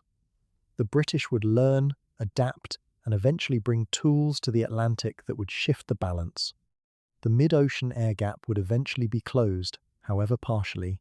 Radar would find its way onto escort vessels. Signals intelligence would begin to illuminate the movements of the U-boat fleet in ways that the summer of 1940 could not yet imagine. But none of that had happened yet. In the autumn of 1940, the boats were still sailing out of Lorient in the morning light. The convoys were still crossing an ocean that offered them almost nowhere to hide, and the tonnage figures were still climbing. The question that the entire Allied war effort now rested upon, whether Britain could endure the losses long enough for the situation to change, remained, for the moment, entirely unanswered. The North Atlantic in the autumn of 1940 was not a battlefield in any way that most people understood the word. There were no front lines, no trenches, no clear ground gained or lost. There was only the sea grey, mountainous, indifferent, and the men upon it and beneath it, enduring conditions that no amount of training had fully prepared them for. They were not fighting each other most of the time. They were fighting the ocean, the cold, the exhaustion, the particular dread of not knowing whether the next wave of black water breaking over the bow carried something lethal within it. The war at sea produced its own category of human suffering, one that existed in almost complete silence as far as the public and the press were concerned. The men who kept Britain's supply lines open received no parades. Most of them received no medals. Many of them received no proper record of their service at all. What they received was the sea, and the sea gave nothing back. The merchant sailors were the least celebrated figures of the entire conflict. They were civilians in all but circumstance, men who had gone to sea for a wage, who had sailed the Atlantic in peacetime carrying grain and steel and timber, and who in 1940 found themselves in the same waters, in the same ships, but now with the knowledge that something beneath the surface might be watching them. They belonged to no military branch. They wore no uniform that commanded respect. When their ships went down, the official mechanisms for recording their sacrifice were slow and often incomplete. A merchant seaman who survived a sinking was frequently expected to sign on to another vessel almost immediately, with no formal provision for the shock of what he had just experienced. The psychology of that expectation that a man who had watched his ship torn open and his crewmates killed should simply walk to the next berth and sail again is almost impossible to account for in modern terms. And yet thousands of them did exactly that, voyage after voyage, because the alternative was to leave the Atlantic without the men who knew how to cross it. The nature of a torpedoing was not dramatic in the way that war films later made it appear. It was often sudden to the point of incomprehension. A man standing watch on deck might see nothing, hear nothing, and then find himself in the water, in the dark, in water cold enough to kill within minutes. Those who survived the initial strike faced the immediate problem of abandoning ship in seas that routinely ran 5 to 8 meters high, in lifeboats that were difficult to launch even in fair weather, in darkness, in oil. Many survivors recalled not the explosion itself, but the silence that followed, the strange, wrong silence of a ship that had been making noise for days, suddenly making none. Hypothermia, not drowning, was the mechanism that claimed more lives than any other. Rescue, when it came, sometimes came too late. When it did not come at all, the escort vessels could not always stop to search. To heave to in U-boat waters was to risk another ship, another crew. The mathematics of convoy defense were brutal, and every escort commander knew it. The corvette crews who conducted that defense occupied a different kind of endurance. The Flower-class corvette, which was becoming the backbone of close escort operations by late 1940, was a vessel designed to a commercial trawler pattern and pressed into naval service. It was small, well under 100 meters in length, and in the North Atlantic it behaved accordingly. It rolled in ways that experienced sailors found astonishing. Rolls of 30 degrees were not unusual. Rolls of 40 degrees were survivable. Rolls beyond that were occasionally recorded. Men slept in their clothes because undressing was both impractical and dangerous. Hot food was intermittently possible when the sea permitted, which in North Atlantic winter conditions was not often. Seasickness was not an embarrassment on these ships, it was a baseline condition, something that men endured alongside their watch duties and their action stations, vomiting over the rail and returning to their post and saying nothing about it, because there was nothing useful to say. Sleep was the corvette sailor's most fiercely rationed resource. A watch pattern of 4 hours on and 4 hours off sounds manageable until those 4 hours off are spent in a space so cold and wet and violently moving that genuine rest becomes almost impossible. Men reported sleeping on coils of rope, on ammunition lockers, on the deck itself, because the bunks below were either occupied, flooded, or unreachable in heavy weather. After several days at sea, the cognitive effects of sleep deprivation began to compound.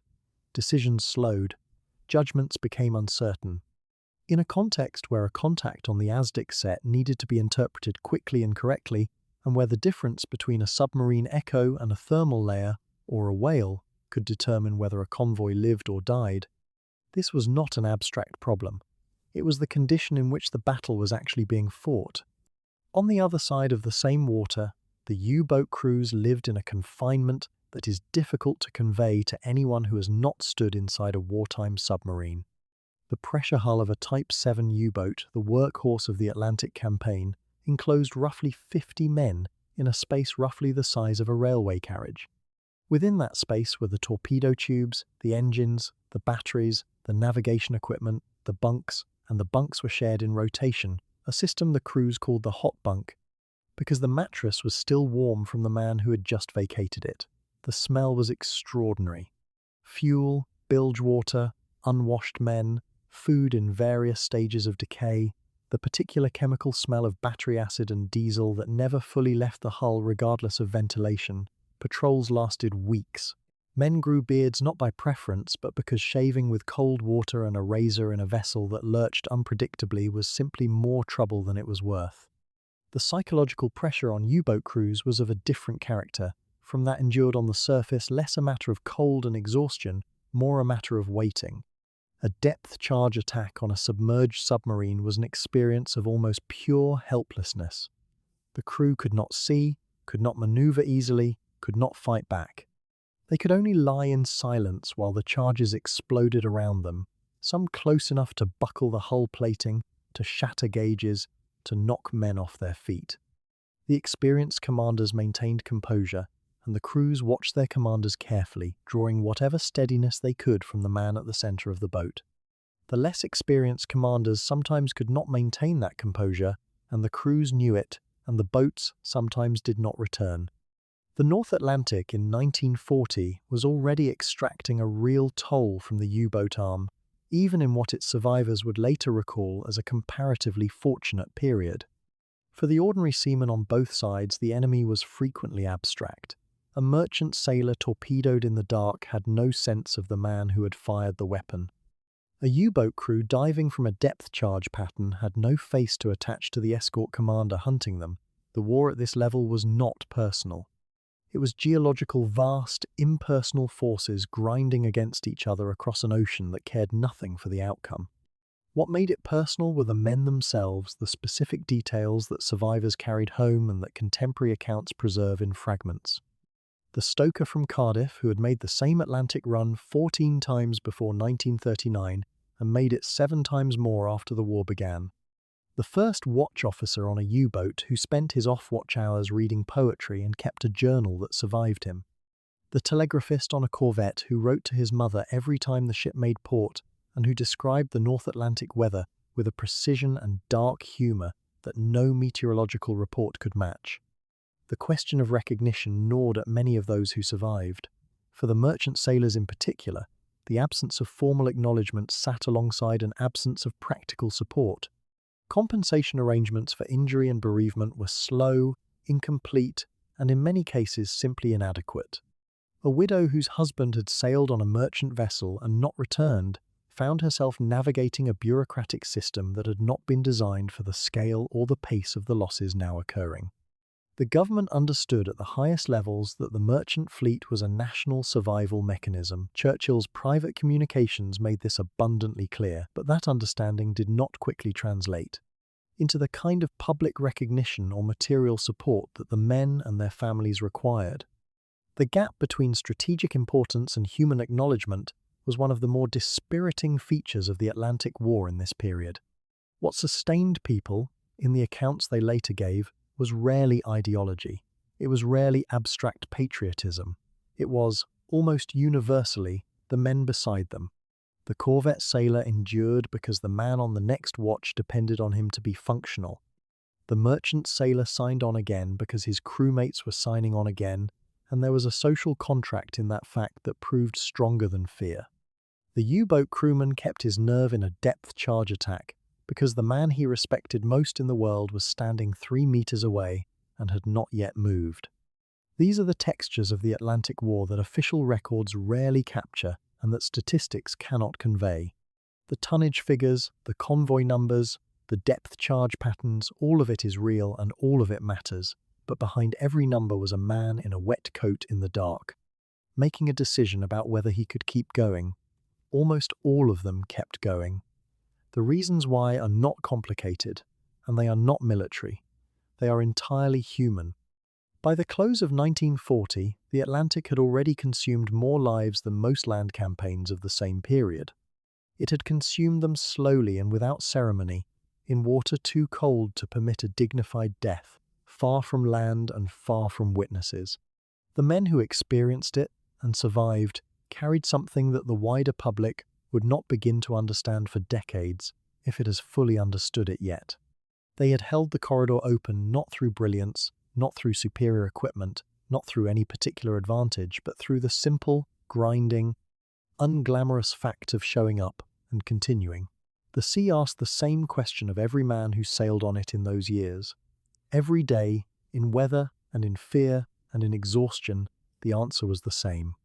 By the autumn of 1940, the Royal Navy faced an arithmetic problem with no comfortable solution. The convoys assembling in Halifax and Liverpool needed far more escort vessels than the fleet could provide. The destroyers that existed were aging, overstretched, and being consumed faster by accident and enemy action than shipyards could replace them. What Britain needed was not a perfect ship. Britain needed ships it could actually build in numbers, quickly, at a price the wartime economy could absorb. The answer that emerged from this pressure was not elegant. It was a working vessel borrowed from a peacetime blueprint, pressed into a role no designer had imagined for it, and handed to crews who had barely set foot on a warship before. That vessel was the Flower-class corvette, and for the next several years, it would be the backbone of convoy escort across the entire North Atlantic. The design itself began on dry land, in the offices of a shipbuilder with a long history of constructing whalers and deep-water fishing vessels. The hull form that became the Flower class was adapted from a commercial whale catcher design, and this origin was both its strength and the source of its most notorious weakness. The hull was sturdy, comparatively simple to build, and did not require the specialized heavy equipment that destroyer construction demanded. Any of dozens of medium-sized British and Canadian shipyards could lay one down. The drawings could be reproduced, modified, and dispatched to yards that had never built a warship before. That was the point. The Admiralty signed initial orders before 1939 had even ended, and the program expanded rapidly as the scale of the escort shortage became impossible to ignore. What the whale catcher hull was not designed to do was ride out a North Atlantic winter gale in anything resembling comfort or provide a stable weapons platform in the kind of sea states those waters routinely produced. The first corvettes commissioned in 1940 were small ships, roughly 85 meters from stem to stern, and they displaced somewhere in the region of 900 tons fully loaded. They carried a single 4-inch gun forward, a handful of anti-aircraft weapons, and a stern rack and side-mounted throwers loaded with depth charges. Their ASDIC sonar equipment was fitted as standard, which in theory gave them the primary tool for hunting submerged U-boats. Their speed, somewhere in the range of 16 knots at best, was enough to keep up with most convoys and to run down a surfaced U-boat, but only just. They were, in almost every tactical sense, a minimum viable solution, enough to be present, enough to carry weapons, enough to matter. Whether they were enough to actually protect a convoy was a question the North Atlantic would answer over years, not months. The men who commissioned into these ships in 1940 came from almost every background except the professional naval one. Peacetime fishermen from the Scottish coast, clerks from Liverpool, labourers from the Canadian Maritimes, students who had abandoned their degrees when war was declared. The Flower-class corvettes were manned overwhelmingly by the Royal Naval Volunteer Reserve and its Canadian equivalent. Men whose naval training had been compressed into weeks rather than years. A significant proportion had never been to sea at all before joining. Officers who in peacetime might have spent years learning seamanship, navigation, and tactical command before being trusted with a warship found themselves holding that responsibility after a course measured in months. The institutional Navy knew this and understood that the learning curve would be paid for in hard experience rather than classroom hours. What no training could truly prepare those crews for was the motion. The Flower class had been designed around a hull optimized for seakeeping. In one sense, it would not sink easily, but it moved with a freedom that larger, heavier ships did not. In a mid-Atlantic swell, a corvette did not simply rock. It pitched, rolled, corkscrewed and shuddered in combinations that veteran sailors found difficult and that novice crew members found catastrophic. Seasickness was not an occasional inconvenience aboard these ships. It was a defining feature of service on them, particularly in the first weeks of a commission and during the North Atlantic's autumn and winter months, when the weather was merciless and sustained. Men described being too ill to eat for days at a time, too exhausted to sleep, and still required to stand watch, operate machinery, and respond to action stations. The ships themselves were wet in almost any sea state. Above moderate spray and shipped water were constant, heating was inadequate, and below decks the combination of diesel fumes, unwashed bodies, and perpetual motion made living spaces that men endured rather than inhabited. The Admiralty was under no illusion that what it had built was comfortable. The corvette program was explicitly conceived as an emergency measure, a bridge to hold the convoy routes until sufficient destroyers and more capable purpose-built escorts could be delivered. Planners acknowledged the ship's limitations in official documents and expected to replace them progressively as the war matured. What nobody fully anticipated was how long the emergency would last. or how completely the Flower class would become the defining vessel of the Atlantic War. Ships built as a stopgap became the instrument through which an entire generation of Allied sailors learned convoy escort from first principles. The institutional knowledge that accumulated on these ships about attack tactics, about U-boat behavior, about how to manage a convoy at night in deteriorating weather was irreplaceable, and it was built entirely on the deck of a ship that had started as a whale catcher. Through the summer and early autumn of 1940, newly commissioned corvettes began joining escort groups, and the learning process was immediately costly. Crews that had never worked together were expected to execute coordinated anti-submarine searches in waters where U-boats were actively hunting. ASDIC sets gave readings that required interpretation, and the art of distinguishing a submarine contact from a thermal layer, a school of fish, or a patch of disturbed seawater took time and experience that these crews simply did not yet have. Depth charge attacks were made on contacts that turned out to be nothing. Real contacts were sometimes held long enough to attack, sometimes lost before a pattern could be dropped. The U-boats, sailing with crews that had been in service for over a year, held an experience advantage that showed up repeatedly in the outcomes of these early encounters. What began to change, slowly and unevenly, was the accumulation of shared knowledge. After each patrol, escort commanders submitted reports to the Admiralty and to Western Approaches Command. Experiences that had worked were noted, mistakes that had cost ships were analyzed. The culture of tactical reporting that would eventually become a formalized learning system was still rough-edged in 1940, but it was functioning. Crews coming back from a difficult convoy could describe what the U-boats had done, how they had maneuvered, where the attacks had come from, and analysts ashore could begin building a picture. The corvette crews were not just fighting the battle. They were generating the data from which better tactics would eventually emerge, even if in these early months those tactics were still being written in losses. By the end of 1940, certain corvette commanders were beginning to demonstrate a competence that went beyond survival. They had learned to read the sea for signs of a nearby submarine, an unexpected patch of oil, a periscope sighting that lasted only seconds, the moment when the ASDIC tone changed character. They had learned how a convoy reacted to a torpedo strike, and how to manage the chaos of ships scattering in the dark without losing track of their position relative to the rest of the group. They had learned when to prosecute a contact aggressively and when staying with the convoy was the more valuable decision. These were not lessons taught in any training manual, because no manual had been written yet.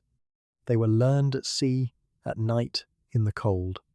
There was something else the Flower class provided that could not be measured in knots or tonnage, and that was presence. A merchant sailor watching a corvette roll and pitch through spray-filled darkness knew that something was out there, between his ship and the submarine that might be hunting it.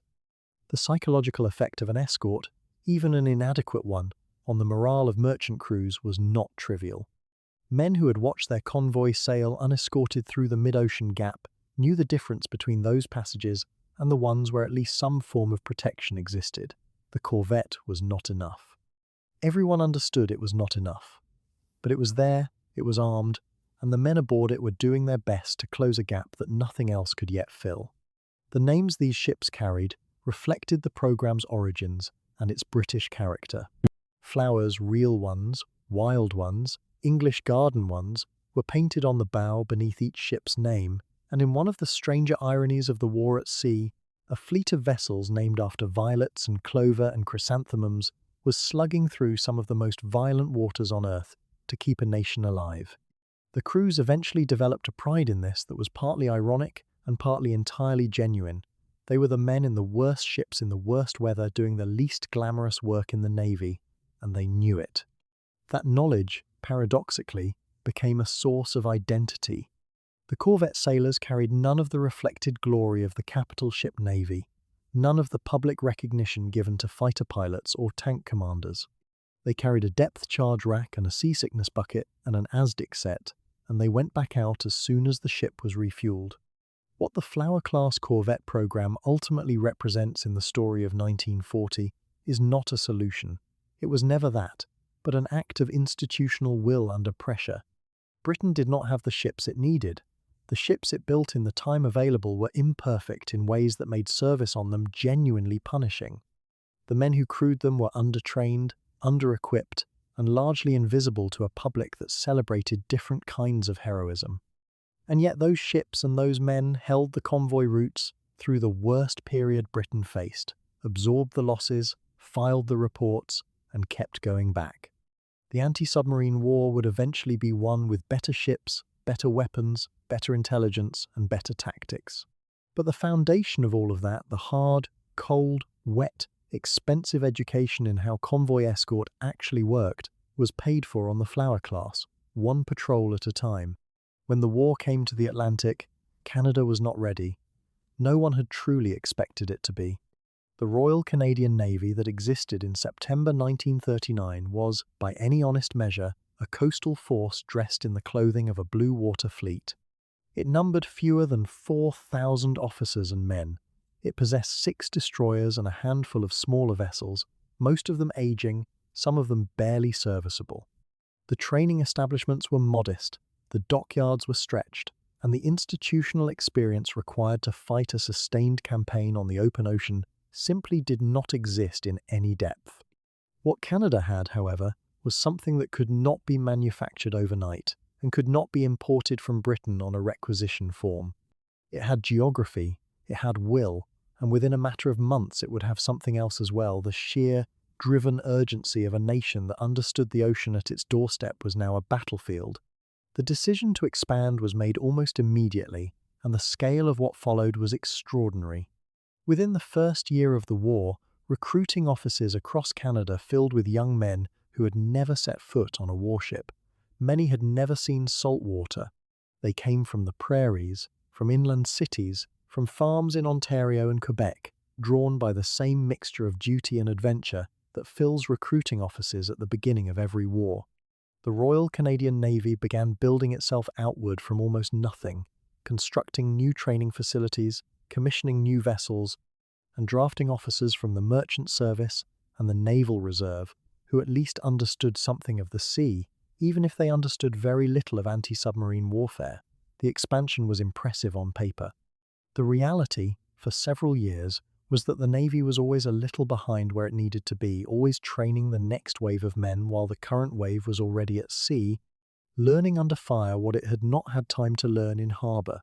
Halifax, Nova Scotia, became the eastern anchor of Canada's Atlantic effort. The port had deep roots in naval history. It had been a Royal Navy base for generations, and its natural harbour was one of the finest on the North American coast. In the new war, it became the assembly point for convoys departing the western side of the Atlantic, a place of grinding logistical labour where merchant ships gathered in slow, ungainly groups before being organised, numbered, signalled and dispatched eastward under whatever escort could be provided. The work of forming a convoy was not glamorous. It was paperwork and signals. It was the patience of harbour masters and commodores trying to impose order on the independent temperaments of merchant captains who had spent their careers answering to no one but the sea. Halifax expanded rapidly to meet the demand, the dockyard, the signals infrastructure, the shore establishments, all of it growing faster than the manpower available to run it. But it was Newfoundland that would prove to be the true fulcrum of Canada's Atlantic role, and its significance grew with every passing month of 1940. Newfoundland was not yet a Canadian province. It would not join Confederation until 1949, but it occupied a position of irreplaceable strategic value. St. John's, its capital and principal port, sat closer to the convoy routes than almost any other Allied harbour on the western side of the ocean. A convoy escort sailing from St. John's could accompany a slow convoy considerably further east before having to turn back than one sailing from Halifax. In the brutal arithmetic of mid-ocean coverage, those extra miles mattered enormously. They meant fewer hours during which the ships were completely alone, fewer miles of the unprotected gap that the U-boats were learning to exploit with increasing confidence. The establishment of St. John's as a major escort base was not an accident of geography. It was a deliberate strategic choice, made under pressure, and it changed the shape of the campaign. The political framework underlying all of this was more complicated than the public communications of the time suggested. Canada was a dominion, not a colony, and its participation in the war was its own sovereign decision. The relationship between Ottawa and London was one of genuine alliance rather than simple subordination, though the British Admiralty was not always entirely comfortable treating it as such. There were moments of friction over operational command, over the allocation of scarce equipment, over the question of who directed Canadian escort groups and under what authority. The Canadians had their own chain of command, their own Minister of National Defence for Naval Services, and their own views about how their navy should be used. In practice, the urgency of the battle usually overrode institutional disagreement. Ships sailed where they were needed, under whatever arrangement could be improvised. But the tensions were real, and they would resurface with greater force as the Canadian contribution to the Atlantic battle grew larger and the question of who controlled it became more consequential. The early convoy escort operations were honest, painful education. The Canadian escort groups that began accompanying transatlantic convoys in 1940 were doing something their navy had almost no doctrine for, with ships that were adequate at best and crews that were learning as they went. The corvettes that formed the backbone of the escort force, many of them newly commissioned, many of their crews barely trained, were tough little vessels in the sense that they could survive North Atlantic weather that would have been remarkable for a larger ship. But their equipment was limited, their ASDIC operators were inexperienced, their communications procedures were still being standardized, and the tactical coordination between ships and a threatened convoy required a level of practiced instinct that could only be built through repetition. The repetition, in these early months, came at a cost. The losses were hard. Ships were sunk from convoys under Canadian escort, sometimes without warning, sometimes within sight of the escorts themselves. The U-boats that attacked at night on the surface were almost impossible to detect with the tools available, and the instinct to illuminate the water with starshell or to charge toward a suspected contact could just as easily scatter the convoy's protection as concentrate it. After each loss, there were reports, investigations, post-action analyses, the Canadian Navy trying to understand what had gone wrong and how to prevent it happening again. These analyses were valuable, but they could not restore the merchant sailors who had gone into the water, nor could they immediately fix the gaps they identified. The learning curve was steep, and it was measured in sunken ships and lost lives. What made the Canadian contribution remarkable was not that it began with polish or sophistication. It did not. What made it remarkable was the pace at which the Royal Canadian Navy scaled itself, the consistency with which it showed up at sea, even when showing up meant operating beyond its current level of competence, and the gradual, cumulative effect of all that hard experience beginning to accumulate into something more capable. By the end of 1940, the Navy that had entered the war with fewer than 4,000 men had grown several times over. New corvettes were coming off the slipways in Canadian yards, shipbuilding being another area in which Canada made a contribution that went far beyond what its pre-war capacity had seemed to promise. The infrastructure at Halifax and St. John's was deepening. The escort groups were beginning, slowly, to develop the internal cohesion that made the difference between a collection of ships sailing together and a team that could fight together. There was another dimension to Canada's Atlantic role that sat beneath the visible surface of ships and convoys, and that was the question of continuity. The transatlantic convoy system needed not just protection at sea, but reliability on shore, the assurance that the western end of the lifeline was organized, that ships could be assembled and dispatched on schedule, that the machinery of convoy formation kept moving regardless of weather, shortages, or the grinding fatigue of the men running it. Halifax and St. John's provided that reliability.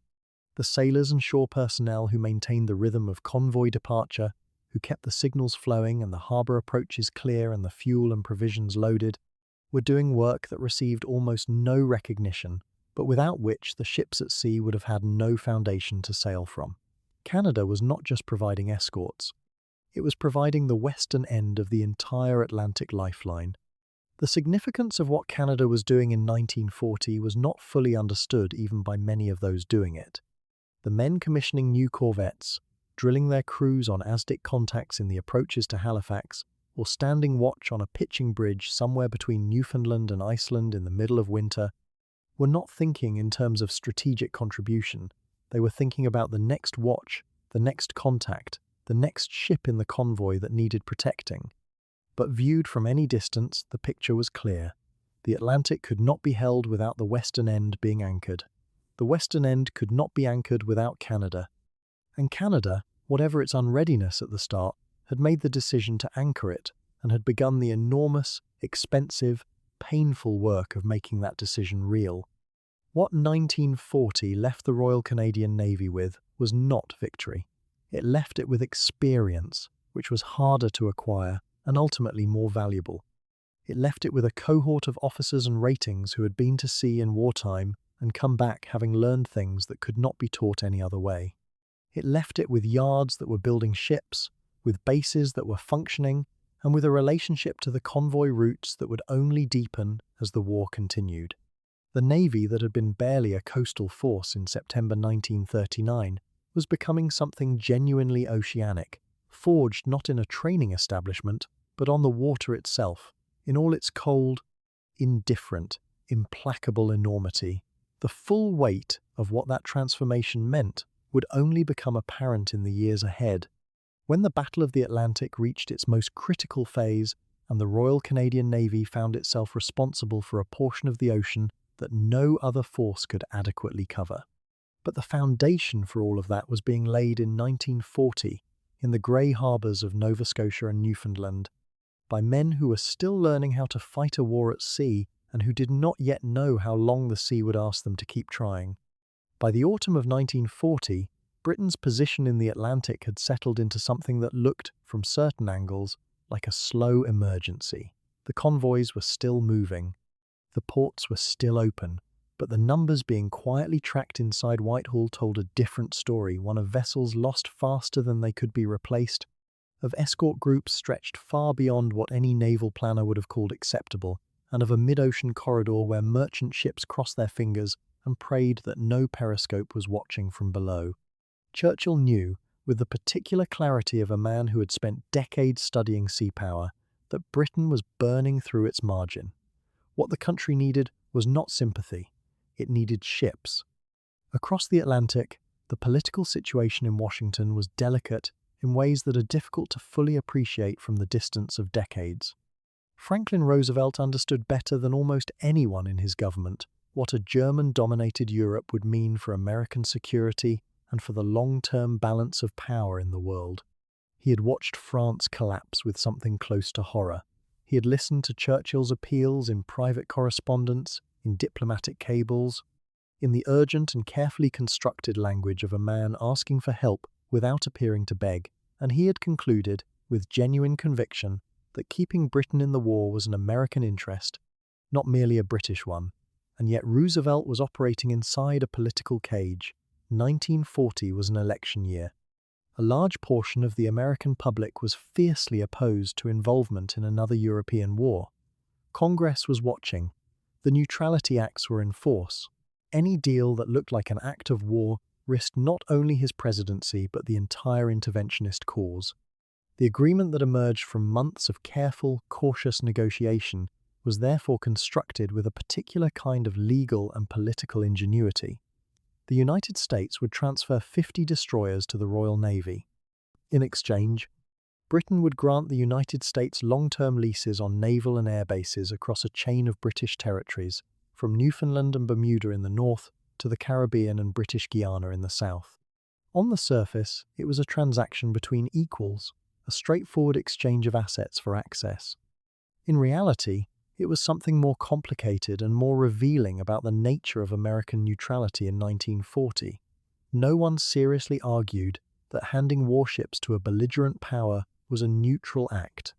But the legal architecture around the deal was constructed carefully enough that it could be presented as one, and in the autumn of 1940, careful presentation was what made the difference between the possible and the prohibited. The destroyers themselves were another matter entirely. They were not new ships. They were not modern ships. They were vessels that the United States Navy had built during and immediately after the First World War, flush-decked, four-stacker destroyers, whose design philosophy belonged to an earlier era of naval warfare. Many had sat in reduced commission or in reserve for years, some for more than a decade. Their machinery was aged, their fitments were outdated. They had been built for a different set of tactical assumptions, in a world where the submarine threat looked quite different to the one British escort commanders were now grappling with in the North Atlantic. When British naval officers were first given the opportunity to inspect the vessels being offered, the assessments that filtered back were not uniformly enthusiastic. Some described the ships in terms that would have been impolite in polite company. Of the 50 destroyers transferred under the agreement, a significant number were in poor mechanical condition. Boiler work was needed on several. Refit requirements varied widely from vessel to vessel, but many required weeks of dockyard attention before they could be considered operational, and in the autumn of 1940, British dockyards were already under enormous pressure. Labour, materials, and berthing space were all stretched thin by the demands of keeping the existing fleet at sea. Feeding 50 additional vessels, even 50 small ones, into that system was not a trivial task.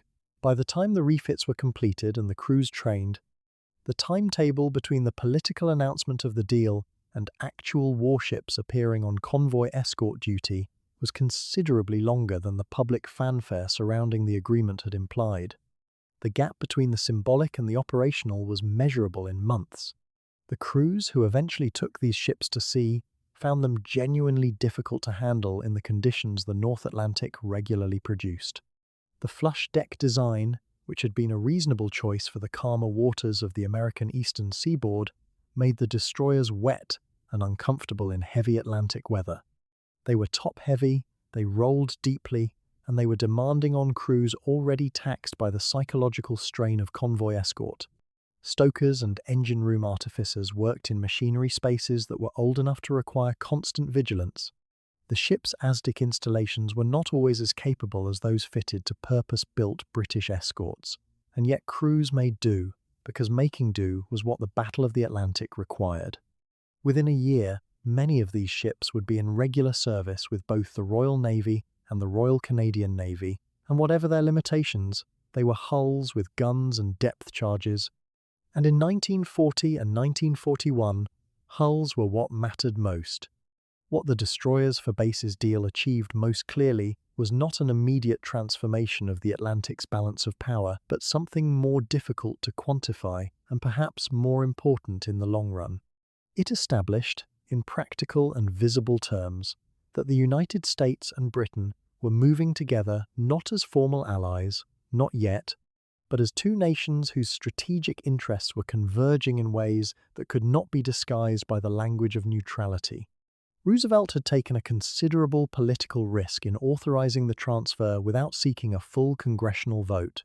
He had used executive authority in ways his opponents would scrutinize. The message this sent to Berlin and to Tokyo was not lost on the governments receiving it. Isolation was becoming increasingly difficult to sustain as a credible American position, and everyone paying attention understood that. Even as the destroyer deal was being finalized, American assistance to Britain was flowing through channels that attracted far less public attention. American naval vessels were sharing intelligence about submarine sightings with their British counterparts through informal communications that strained the meaning of neutrality in every direction. American shipyards were beginning the quiet process of repairing and refitting Royal Navy and Merchant Navy vessels. The supply of materials, fuel, food, and industrial goods under various financial and credit arrangements was keeping the British economy from collapsing under the weight of the war's cost. None of this was the dramatic, visible assistance of a formal alliance. But it was assistance nonetheless, and it was increasing steadily with every month that passed and every torpedo that found a British hull somewhere in the mid-Atlantic. The bases that Britain granted under the agreement were not insignificant. The leases extended for 99 years and covered strategically valuable ground. Bermuda, Trinidad, Antigua, St. Lucia, the Bahamas, British Guiana, Jamaica each represented a piece of the Atlantic geography that would matter enormously in the years ahead as American involvement deepened. Newfoundland was perhaps the most immediately consequential, given the role that Newfoundland would eventually play as a convoy assembly and escort departure point. In that sense, the deal contained within it the seeds of a future operational architecture that would take another year and more to fully develop, but whose geographic logic was already embedded in the agreement itself. The Americans were, whether they acknowledged it publicly or not, acquiring a position in Atlantic warfare. Within Britain, the deal was received with a mixture of relief and realism. Churchill welcomed it publicly with warmth, choosing his words carefully enough to emphasize the historic and symbolic dimensions rather than dwell on the operational limitations of 50 elderly destroyers. In private, the naval staff's assessments were considerably more measured. The ships would help, that was genuinely true, but they would not close the escort gap, and they would not do so quickly. What the country needed, the staff papers repeated with quiet persistence, was not 50 old destroyers but hundreds of modern escort vessels, long-range aircraft, and the time to train the crews to use them effectively. Those things could not be acquired through any single agreement, however cleverly structured. They would have to be built, and building took time that the convoys in the mid-Atlantic did not obviously have. The limits of the deal were visible too in what it said about the nature of the war the Atlantic had already become. It was a war of industrial capacity as much as tactical skill, a war in which the rate of production of ships, aircraft, fuel and trained men would ultimately determine the outcome more surely than any single engagement or any single agreement. Germany understood this, Britain understood this. And increasingly, the United States was beginning to understand it too. 50 destroyers was not a solution to a problem of that scale. It was a gesture, and a meaningful one, but a gesture nonetheless. The Battle of the Atlantic in the autumn of 1940 was burning through ships and men at a rate that no gesture could arrest. What would eventually turn that arithmetic around was something larger and slower and more difficult, the full weight of American industrial and naval power, still more than a year away from arriving in any decisive form. And so the 50 destroyers sailed. Some arrived in British ports still carrying American stenciling, American equipment markings, American routines baked into their procedures. Royal Navy crews climbed aboard ships that smelled of another navy's habits and set about learning how to fight them in some of the most hostile waters in the world. The ships were old and the weather was savage and the U-boats were patient. But the deal had been done, and along the long chain of Atlantic sea lanes, every additional hull with a working depth charge rack was another calculation that a U-boat commander had to factor into his attack. The symbolism mattered, the ships mattered. And in the grey mathematics of the 1940 Atlantic, where the margin between survival and catastrophe was measured in thousands of tons and hundreds of miles, even an imperfect contribution was a contribution. The ocean was unimpressed by politics, but the politics, slowly and with difficulty, were beginning to change. War is fought with weapons, but it is often decided by knowledge.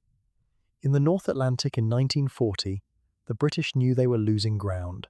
Ships were going down in the dark, convoys were being found by enemies that seemed, at times, almost prescient in their ability to locate vessels crossing hundreds of thousands of square miles of open ocean.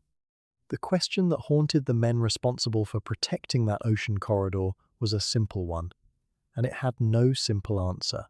How were the Germans finding them? And could British intelligence find the Germans first? The answers to both questions were being pursued simultaneously, in cramped rooms ashore, by men and women who rarely saw the sea they were fighting over, working with incomplete information, under enormous pressure, in a race where the penalty for falling behind was measured in ships and lives. The Operational Intelligence Centre had been established before the war began, tucked inside the Admiralty building in London. Its function was to aggregate every scrap of information about enemy naval movements, reports from ships at sea, intercepts from radio monitoring stations, sightings from aircraft, observations from neutral ports, and to build from those fragments a coherent picture of where the enemy was and what he was doing. In practice, this was considerably harder than it sounds. Information arrived in fragments, often hours or days old by the time it reached the analysts. It arrived in conflicting forms, with errors introduced by tired signals operators and garbled transmissions. And it arrived into a system that, in the early months of the war, had not yet developed the habits of rigorous cross-referencing and disciplined inference that would later make it one of the most effective intelligence organizations in the world. The center was learning its trade under fire, and the trade it was learning was one of the most demanding in the history of warfare. Within the Operational Intelligence Center, a specific unit took on the problem of the submarine threat, the submarine tracking room. The officer most closely associated with its development was a former barrister who had come into naval intelligence through a circuitous route, bringing with him a lawyer's instinct for building a case from indirect and circumstantial evidence. He understood, as a good advocate must, that you rarely possess the decisive document. What you possess are fragments. An intercept here, a bearing there, a survivor's account from a ship's crew, a report from a neutral vessel that had passed through a particular grid square at a particular time. From these fragments, you construct an argument. You make a case, and then you act on that case, knowing it may be wrong, knowing that the cost of being wrong is measured not in lost verdicts but in lost ships. The submarine tracking room became, in time, extraordinarily good at this work. In 1940, it was still building the foundations. The most fundamental tool available to the tracking room before ciphers could be broken was radio traffic analysis. Every time a U-boat transmitted a signal, a contact report, a weather observation, a routine position update to headquarters, it generated two things: a message and a radio frequency signature. The message itself might be unreadable, locked behind the Enigma cipher system that German operators used for every communication of significance. But the frequency, the timing, the rhythm of the transmission, the characteristic pattern of a particular operator's hand on the Morse key, these things were readable. They were readable not because anyone had broken the code, but because radio waves do not respect secrecy about their own existence. A signal can be encrypted. The fact that a signal was sent, and from roughly where, and at what time, and in what volume, those facts are much harder to conceal. British direction-finding stations, positioned across the British Isles and extending to stations further afield, were listening constantly, and from multiple simultaneous bearings they could triangulate the approximate position of any U-boat that chose to transmit. The word approximate needs to carry its full weight here. Direction finding in 1940 was not the precise instrument it would become. A fix derived from 3 or 4 stations might place a U-boat within a circle of uncertainty covering thousands of square miles of ocean. That was not nothing, it was, in many cases, enough to tell convoy planners that a submarine was operating in a broad sector and to suggest a diversion to the north or south of that sector. But it was far from the kind of precise intelligence that could allow an escort commander to know exactly where to drop his depth charges. The tracking room learned to treat its direction-finding fixes as probability distributions rather than precise locations, to think of the ocean as divided into zones of higher and lower danger, rather than to pretend to a certainty that the evidence did not support. This probabilistic way of thinking was itself a kind of intellectual advance, and it would prove foundational to everything the tracking room accomplished in the years ahead. Radio traffic analysis yielded something else beyond position estimates. It yielded patterns. When the volume of U-boat signal traffic increased sharply in a particular area, it suggested heightened operational activity, boats arriving on patrol, boats reporting contacts, boats being vectored toward targets by their shore headquarters. A sudden increase in signals from the area west of the approaches to the British Isles in a particular week was not proof that convoys were in danger, but it was a serious warning. When that increase was combined with a survivor's report that a merchant vessel had been attacked 3 days earlier at a position consistent with the direction-finding bearings, and cross-referenced with a weather report from a neutral ship that had seen a submarine surfaced and running on diesel at a bearing that fit the pattern, the picture began to take on weight and coherence. This was the daily work of the submarine tracking room, assembling those threads, however fragile, into something a convoy commodore or an escort commander could actually use. Captured documents represented a different category of intelligence, altogether rarer, more concrete, and immensely valuable when they could be obtained. In the early months of the war, the opportunities to capture material from U-boats were limited. Most submarines that were sunk took their papers, their cipher machines, and their signal logs to the bottom with them. But the sea is not always thorough in what it destroys. Occasionally, a U-boat was forced to surface in circumstances that allowed a boarding party to get across before the crew could complete their destruction procedures. Occasionally, wreckage yielded documents that had survived. Each piece of captured material was treated with extraordinary care, analyzed exhaustively, and its implications traced through every related body of intelligence already held. A single navigational chart, a single set of signal orders, a single list of rendezvous coordinates could illuminate the operational framework within which U-boats were being directed, not by breaking the cipher, but by revealing the underlying geography of German submarine operations. The Enigma problem itself hung over all of this work like a question mark of enormous consequence. British codebreakers at Bletchley Park were working furiously on the Naval Enigma variant, which was both more complex and more carefully guarded than the versions used by the German Army and Air Force. The naval operators had additional procedural disciplines built around their use of the machine. In 1940, the Naval Enigma was not being read in any useful, continuous way. There were glimpses, moments, when captured material or inspired analysis yielded temporary entry points, but nothing that constituted the kind of sustained decryption that would later transform the intelligence picture. The men and women of the tracking room knew that the key to the cipher was out there, held somewhere in the mechanics of captured machines and procedures they had not yet fully reconstructed. They worked with that knowledge as a horizon always present, always important, always just beyond what was currently achievable. Tactical analysis of U-boat attack patterns contributed a third strand to the intelligence effort.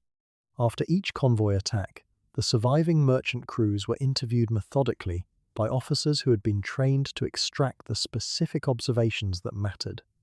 At what time did the attack occur? From which bearing did the torpedoes appear to come? Did the vessel see anything on the surface before the explosion? Was there any warning, a wake, a shadow, a surfaced conning tower? These accounts were imperfect, gathered from men who had been in the water, often in darkness, and who were frequently suffering from shock and exhaustion when questioned, but they were not worthless. Over dozens of attacks, patterns emerged. The tendency toward night surface attacks was identified through this accumulation of tactical evidence long before a complete doctrinal explanation could be constructed. The pattern was there in the accounts of frightened men before the theorists had worked out exactly why German commanders had made the choices they had made. The routing of convoys away from known or suspected danger zones was the most direct operational product of all this work. The Trade Division of the Admiralty was responsible for the actual movement of convoys, and it worked in close contact with the tracking room to make adjustments to convoy routes as the intelligence picture evolved. When the tracking room assessed with reasonable confidence that a concentration of U-boats was operating in a particular corridor, convoys could be diverted, pushed further north, held in port for a day, rerouted to add hundreds of miles to their passage in exchange for the hope of avoiding contact. These decisions were not without cost. Every additional day at sea consumed fuel that was already scarce. Every deviation from the most direct route added risk in the form of weather, mechanical breakdown, and the cumulative fatigue of crew and escort alike. The cost of routing around a danger that turned out to have been correctly identified was measured in time and fuel. The cost of routing through a danger zone that the tracking room had failed to detect was measured in ships and lives. The failure side of that ledger must be acknowledged alongside the successes. In 1940, the tracking room and the Operational Intelligence Center were working at the outer edge of what was possible with their available tools, and they were not always right. Convoys were routed away from areas that turned out to contain no submarines, while submarines operating in areas assessed as clear found exactly what they were looking for. The intelligence effort in this period was genuinely valuable. It saved ships that would otherwise have been lost. It provided escort commanders with at least some awareness of where the greatest risks lay, but it was operating well below the level of penetration that would eventually be achieved. The limitations were not failures of the people involved, they were failures of means. The tools were not yet good enough, and they could not be made good enough overnight. What 1940 bequeathed to the intelligence effort was not victory, but foundation. The submarine tracking room had established its methods. The discipline of working from incomplete evidence to actionable conclusions had been built into the organization's culture. The relationships between direction finding, traffic analysis, tactical debriefing, and captured material had been mapped and understood.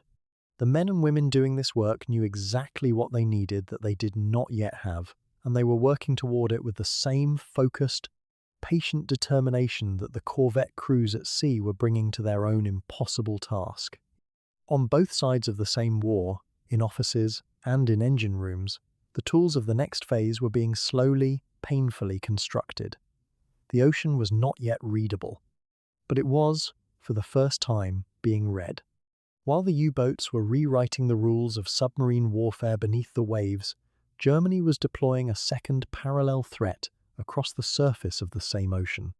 It was a threat that operated differently, moved differently, and demanded a different kind of British response, and that was precisely the point. The Kriegsmarine had no illusions about its ability to challenge the Royal Navy in any direct fleet engagement. Its surface forces were too few and too outgunned for that, but disruption did not require victory in battle.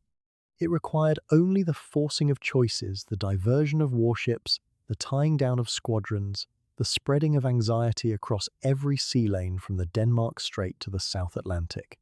Germany understood this with cold clarity, and the surface raider campaign of 1940 and 1941 was its application. The foundation of this threat rested on the so-called pocket battleships, warships the Germans formerly designated as heavy cruisers, though the older British name had stuck in the public imagination.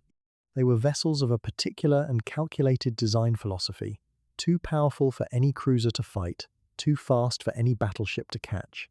They carried armament capable of destroying merchant vessels without wasting ammunition, and they carried fuel enough to range far across the open ocean. When one of these ships put to sea in wartime, it did not simply represent a tactical problem for the Royal Navy.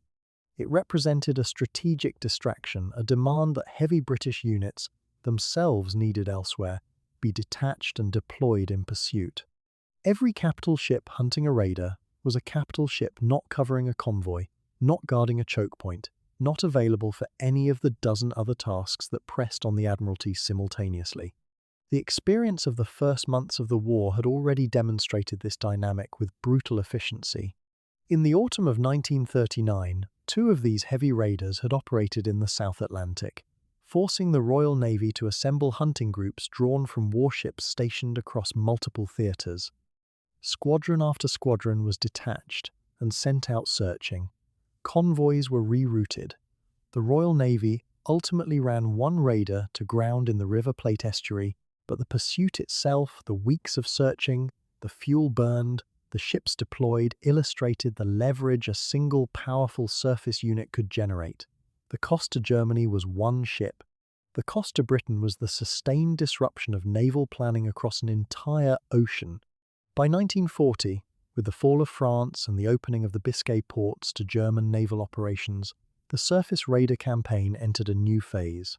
The geography had changed. Heavy warships were no longer making long, exposed transits from Baltic or North Sea ports to reach the open Atlantic. They could sortie from Brest or other French harbours with far greater ease and return to refit without running the gauntlet of northern waters. The strategic horizon for German surface operations had expanded considerably, and the Admiralty was acutely aware of what that meant. Every German capital ship now had to be tracked, monitored, anticipated.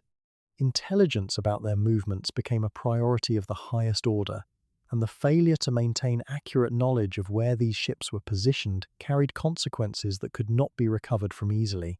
The converted merchant raiders represented a different but complementary dimension of the same campaign. Where the pocket battleships and heavy cruisers announced themselves through sheer scale, their presence on the ocean inevitably demanded a response. The merchant raiders worked through invisibility. These were ordinary-looking cargo vessels, modified below decks, and behind false panels to conceal guns, torpedo tubes, and the equipment of warfare. They sailed under neutral flags, sometimes flying the colours of countries that had no quarrel with anyone, approaching other merchant vessels without any visible cause for alarm.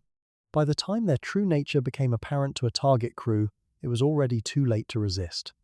They hunted across the Indian Ocean, the South Atlantic, the Pacific, and occasionally closer to home, and for a considerable period of the war, they operated almost completely beyond effective British countermeasures. What made the merchant raiders genuinely difficult to counter was the combination of their disguise, their range, and the sheer size of the ocean they were operating across.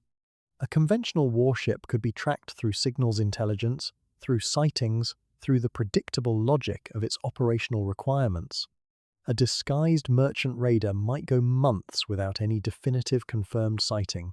It could alter its silhouette between operations, changing its funnel arrangement, adjusting its deck profile so that descriptions gathered from survivors of one attack did not reliably match what the ship looked like during the next. When survivors were rescued and debriefed, the information they could provide was often frustratingly vague. The ship had appeared ordinary.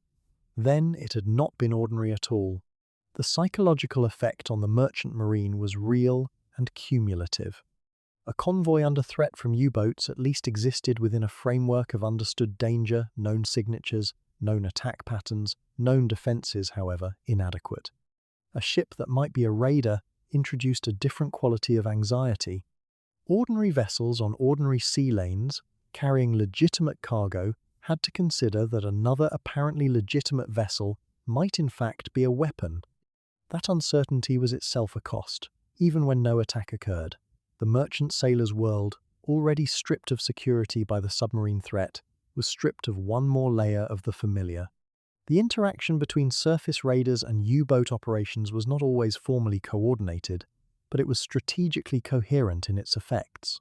When a major German surface unit sortied into the Atlantic, the Royal Navy's response followed a logic that units could read and exploit.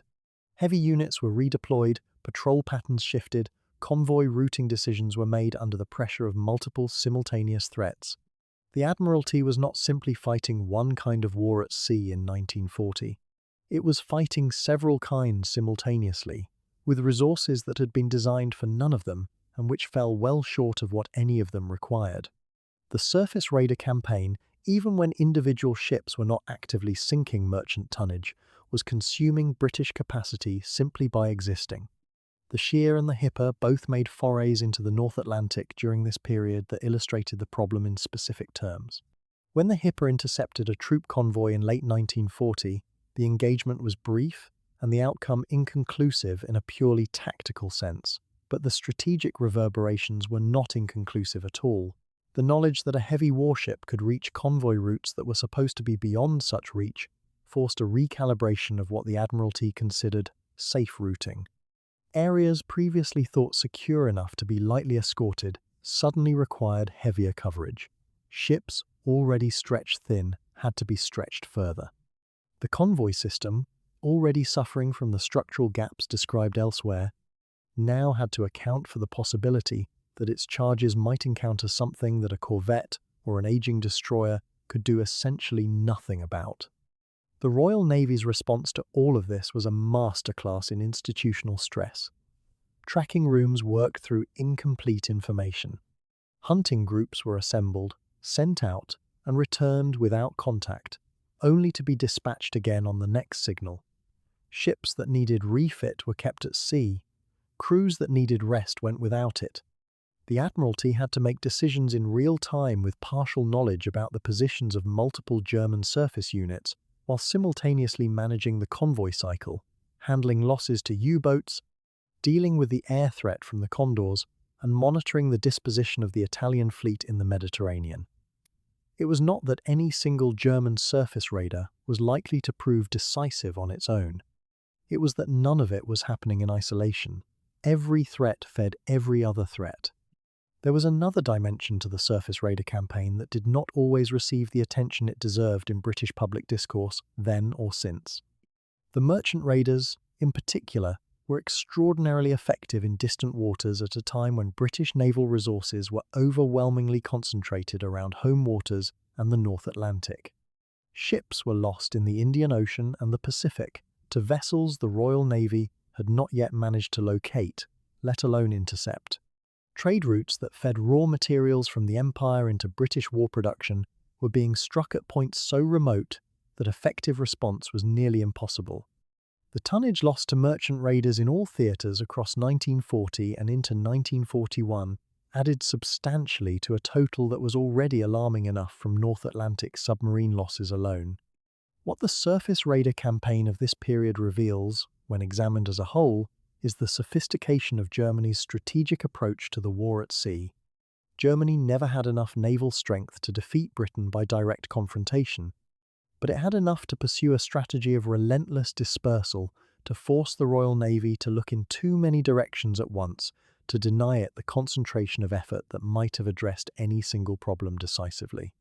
The U-boats pulled British escorts toward the convoy lanes. The surface raiders pulled British capital ships away from other tasks. The merchant raiders created anxiety on distant sea routes that the main fleet could barely reach. Each element of the campaign was individually insufficient to be decisive. Together, they created a weight of pressure that Britain was, through much of 1940, only barely managing to carry. The question was whether it could keep carrying it, and for how much longer. When a convoy moved out into the open Atlantic, it carried with it the hopes of an entire nation: food, fuel, steel, the raw material of survival. And for a time, as long as land remained visible on the horizon, there was at least the possibility that an aircraft might appear overhead. A patrol aircraft circling above a convoy column was not merely a comfort, it was a weapon. Its presence alone could force a shadowing U-boat beneath the surface, cutting its speed from roughly 17 knots on the surface to perhaps 4 or 5 knots submerged, bleeding away its ability to chase, to reposition, to attack. Aircraft did not even need to sink submarines to protect ships. They only needed to be there. The problem, in 1940 and well into 1941, was that for enormous stretches of the Atlantic, they were not there at all. RAF Coastal Command entered the war as the branch of British air power that nobody in authority had thought very hard about. Its nominal role was maritime patrol reconnaissance, convoy escort, anti-submarine operations along the coasts and approaches. In practice, it had been chronically starved of modern aircraft, starved of funding, and starved of the institutional respect that the Air Ministry reserved for Bomber Command and, to a lesser degree, Fighter Command. The logic that governed British air doctrine in the 1930s treated strategic bombing as the decisive form of aerial warfare. Maritime patrol was, in the minds of those who distributed resources, a secondary and unglamorous affair. Coastal Command went to war with a mixture of aircraft types that were, with some exceptions, ill-suited to the open ocean, short on range, short on endurance, and often short on the kind of navigational equipment needed to find a specific patch of sea hundreds of miles from the nearest coastline. It was an organization that understood its own inadequacy very clearly and spent much of the early war years articulating that inadequacy to higher authorities who were only intermittently inclined to listen. The aircraft that Coastal Command did have varied widely in quality. Some types were capable enough for coastal work patrolling the western approaches, hunting U-boats in the shallower waters around the British Isles, watching the narrow seas between Britain and occupied Europe. The Sunderland flying boat was a genuine long-range asset, large and robust enough to operate well out into the Atlantic, and it earned the respect of the crews who flew it. But there were not nearly enough Sunderlands. What Coastal Command needed in quantity truly long-range aircraft capable of flying out to the middle of the Atlantic, patrolling for hours and returning it simply did not have. Each request for more modern aircraft, for greater allocation of 4-engine bombers to maritime patrol, ran into the wall of Air Ministry priorities. Bomber Command was being built into an instrument of strategic attack against Germany. Those aircraft were not going to be diverted to flying circles over the ocean, however pressing the need. The result of this institutional calculus was a physical reality on the Atlantic that had no good solution in 1940. Draw a line from Iceland in the north, another from the northwest tip of Ireland, another from the far eastern coast of Canada, and between those lines, in the heart of the ocean, lay a region that no land-based aircraft could reach. The outer limits of even Coastal Command's best patrol aircraft fell hundreds of miles short of closing this gap. Convoys crossing the Atlantic would enter this zone and sail through it for days, entirely beyond any air cover, entirely reliant on their surface escorts. For U-boats, this was not a vulnerability to be exploited. It was a guarantee. Any U-boat commander who could get a convoy into the mid-ocean gap knew that no aircraft would interrupt the attack. The gap would not be closed in 1940. It would remain open, a wound in the Allied defensive system for years. Inside this gap, and sometimes beyond it, a new German threat had emerged that combined the reach of an aircraft with the destructive logic of maritime interdiction. The Focke-Wulf WW2 Condor had begun its life as a civilian airliner, a sleek, four-engine design built to carry passengers on long routes across Europe and beyond. When the Luftwaffe adapted it for maritime patrol, the aircraft brought to the Atlantic something that the Allies had no immediate answer to: the ability to fly from bases in occupied France, sweep far out into the Atlantic, and return via Norway or vice versa, covering a vast arc of ocean in a single mission. Convoys that had passed beyond the reach of British patrol aircraft found themselves beneath the shadows of Condors. The aircraft could bomb directly, and it did, claiming ships on its own. But its most dangerous function was as the eyes of the U-boat arm locating a convoy, radioing its position and course, and allowing Dönitz's operations staff to vector submarines toward the target. Churchill described the Condor as the scourge of the Atlantic, and the phrase was not an overstatement. The aircraft operated with a freedom that reflected the absolute absence of any effective counter in 1940. Merchant ships had no fighters to launch. Convoys could not simply evade their movements, were constrained by route planning and the limited maneuverability of heavily laden cargo vessels. When a Condor found a convoy and began circling at the edge of gunfire range, the officers on the bridge of every merchant ship understood exactly what that circling meant. It meant a signal was going out. It meant that somewhere out on the water, or beneath it, U-boats would begin to move. The psychological effect on merchant crews who had already lived through night surface attacks and torpedo strikes was not trivial. To see an aircraft and know that it was hunting rather than protecting was to understand, in the most direct possible way, how thoroughly the tables had turned in this stretch of ocean. Coastal Command's anti-submarine operations in the early part of the war also suffered from a problem that had nothing to do with aircraft range. Finding a submerged U-boat from the air, with the technology available in 1940, was enormously difficult. The standard approach was visual crews scanning the water for a periscope, a shadow, a wake, the faint discoloration that a submarine's hull might create just below the surface. This required good visibility, good weather, and a submarine that was close enough to the surface to be seen. The North Atlantic did not reliably offer good visibility or good weather. It offered low cloud, rain squalls, heavy seas, and the kind of grey, featureless ocean conditions in which a sharp-eyed lookout might stare for hours without seeing anything at all. Radar that could detect a submarine's conning tower at useful range did not yet exist in practical airborne form. The tools were not there, and the crews who flew those patrols knew it. They flew anyway, because their presence was worth something, even when it yielded nothing. The relationship between Coastal Command and the broader British command structure was not merely one of resource shortage. It was also a structural problem, a question of who actually controlled what.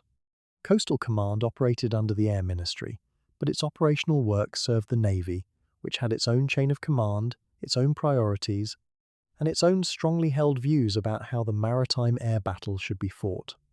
This dual authority created friction that consumed energy at the highest levels at precisely the moment when unity of effort was most needed. Naval officers wanted patrol aircraft assigned to specific convoy routes, committed to specific escort tasks. Air Ministry thinking resisted the idea of tying aircraft to convoy protection, when those same aircraft might alternatively be used for offensive operations, searching out U-boats in their transit areas, or bombing the French bases from which they sailed. Both arguments had merit. The inability to resolve them clearly and quickly meant that resources were neither fully committed to escort nor fully committed to offensive patrol, and the gap between strategic ambition and operational reality widened. There were moments in 1940 when Coastal Command's patrols did matter, when an aircraft sighting forced a U-boat down at a critical moment, when a bomb pattern near a submarine caused damage that shortened a patrol, when the mere report of aircraft activity caused a U-boat commander to choose caution over aggression. These were real contributions. The Sunderland crews flying out of Scotland and Northern Ireland, the patrol crews grinding out long sorties over the western approaches, were doing something that counted. The problem was one of scale, too few aircraft covering too little ocean rather than one of effort or courage. The men who flew those sorties did so in conditions that were themselves dangerous, in aircraft that were not always well maintained, navigating over featureless water far from any emergency landing option. Their contribution to keeping the sea lanes open was genuine, even if it was invisible in the aggregate statistics of tonnage lost. By the end of 1940, the air power equation over the Atlantic had resolved itself into a set of realities that neither side could quickly change. Germany had the Condor and the operational freedom that came from bases stretching from the Bay of Biscay to Norway. Britain had Coastal Command Ernest, capable in patches, but structurally under-equipped and institutionally outranked within its own service. The mid-ocean air gap remained exactly what it had been when the year began, a vast, unpatrolled killing ground through which every westbound and eastbound convoy had to pass. On both sides, the people who thought seriously about the Atlantic understood that air power would eventually be decisive. Aircraft could find submarines that surface escorts could not. Aircraft could cover ground that no surface ship could match. The logic was plain. What was not yet plain was how that logic would ever be translated into the aircraft, the training, the equipment, and the command arrangements needed to act on it. The gap remained open, and convoys kept sailing into it, and the war at sea moved into another winter, with the sky above the central Atlantic as empty as it had ever been. The North Atlantic at night offered no comfort and no quarter. In the first year of the war, darkness was not a shield for the convoys. It was a weapon held by the other side. Merchant sailors who had spent decades reading weather and wind now found themselves scanning black horizons for something that gave almost no warning and almost no sound. The sea itself became an accomplice. And in the summer and autumn of 1940, German U-boat commanders had discovered something that would redefine how submarine warfare was fought for the next 2 years. They did not need to hide beneath the water to hunt. They could come up into the night air and kill at the surface, where no British technology yet existed to find them. To understand why this mattered so profoundly, it is necessary to understand what ASDIC actually was and what it was not. The British had entered the war with considerable confidence in this sonar system, a device that projected pulses of sound through the water and listened for the echo returning from a submerged hull. When it worked, it worked. Against a U-boat sitting beneath the surface, running slow and deep, ASDIC gave an escort commander a fighting chance. The problem was categorical. ASDIC required a submerged target. When a U-boat rode on the surface, its hull sat in air as much as water. The acoustic signature changed entirely. The geometry of detection collapsed. A surfaced U-boat in darkness was, to an ASDIC operator, wearing his headphones in a pitching corvette, effectively invisible. The Royal Navy had spent the interwar years building confidence around a system that had a fundamental boundary condition, and that boundary condition was exactly where the enemy chose to fight. Dönitz understood this before most people on either side had clearly articulated it. His submariners had been probing British defences since September of 1939, and the accumulated reports flowing back to his headquarters told a consistent story. Submerged attacks were slow, dangerous, and increasingly constrained as escort ships improved their search patterns.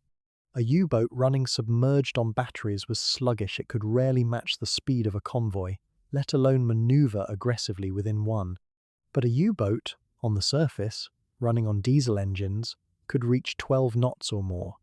It could shadow a convoy, reposition ahead of it, and then close for attack with a speed and flexibility that the convoy's defenders could not anticipate. The ocean at night was dark in a way that modern people rarely experience. No light pollution, no ambient glow. A U-boat's low silhouette, barely a meter or two above the waterline, was nearly impossible to distinguish from the wave texture, even to a sharp-eyed lookout standing watch on a ship's bridge. The tactical evolution did not happen as a single decision made in one afternoon.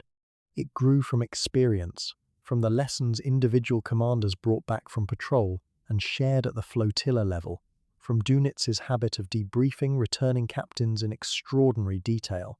Commanders who had used surface approaches to close distance before diving for the final attack began to find that the final dive was often unnecessary. They could fire from the surface, they could reload and fire again.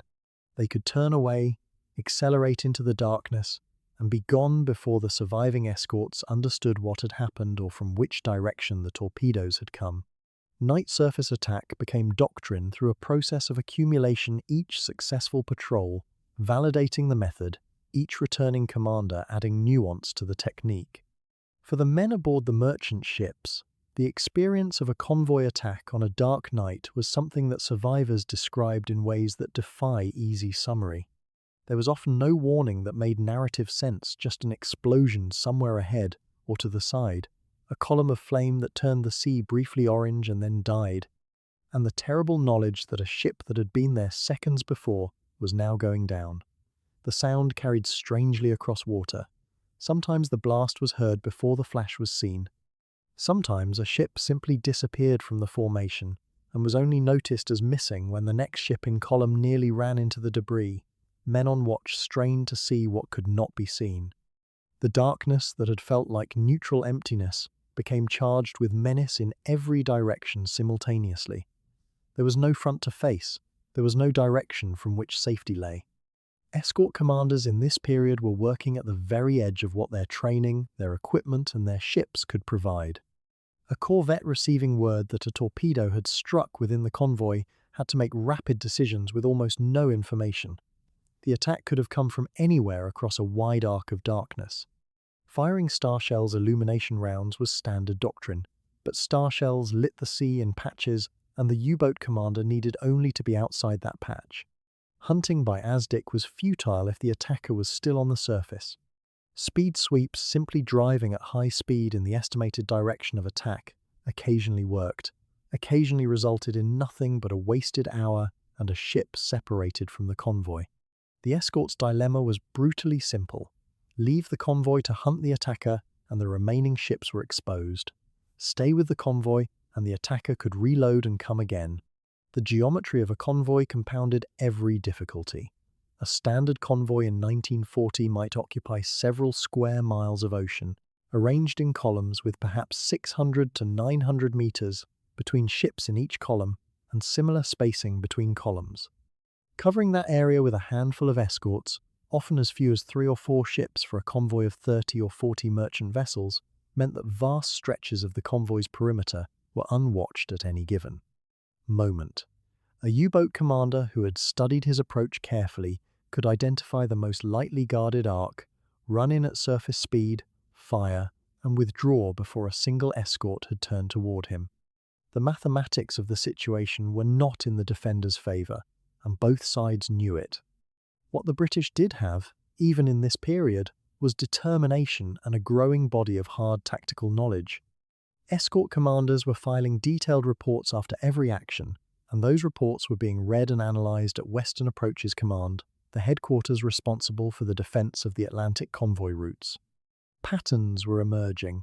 The night surface attack had a signature, the angle of the torpedo tracks relative to convoy course, the timing of successive sinkings within a single attack, the bearing of starshell bursts that had momentarily illuminated something that might have been a conning tower. None of this translated immediately into reliable counter-tactics, but the accumulation of data was the beginning of understanding. The institution was learning, even while the convoys bled. Training was another lever. slow to take effect but fundamental. The men who had joined escort vessels in the early months of the war had been thrown into operations with minimal preparation for the specific challenge they faced. By the latter part of 1940, the first tentative frameworks for proper anti-submarine training were beginning to take shape. Shore establishments were developing exercises, captains were sharing tactical notes, the culture of learning from failure, rather than concealing it, was being quietly encouraged from above. The process was nowhere near complete. The results were not yet showing clearly in the convoy statistics.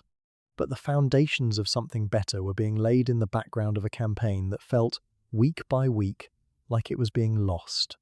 The technology gap was understood in London, even if it could not yet be closed.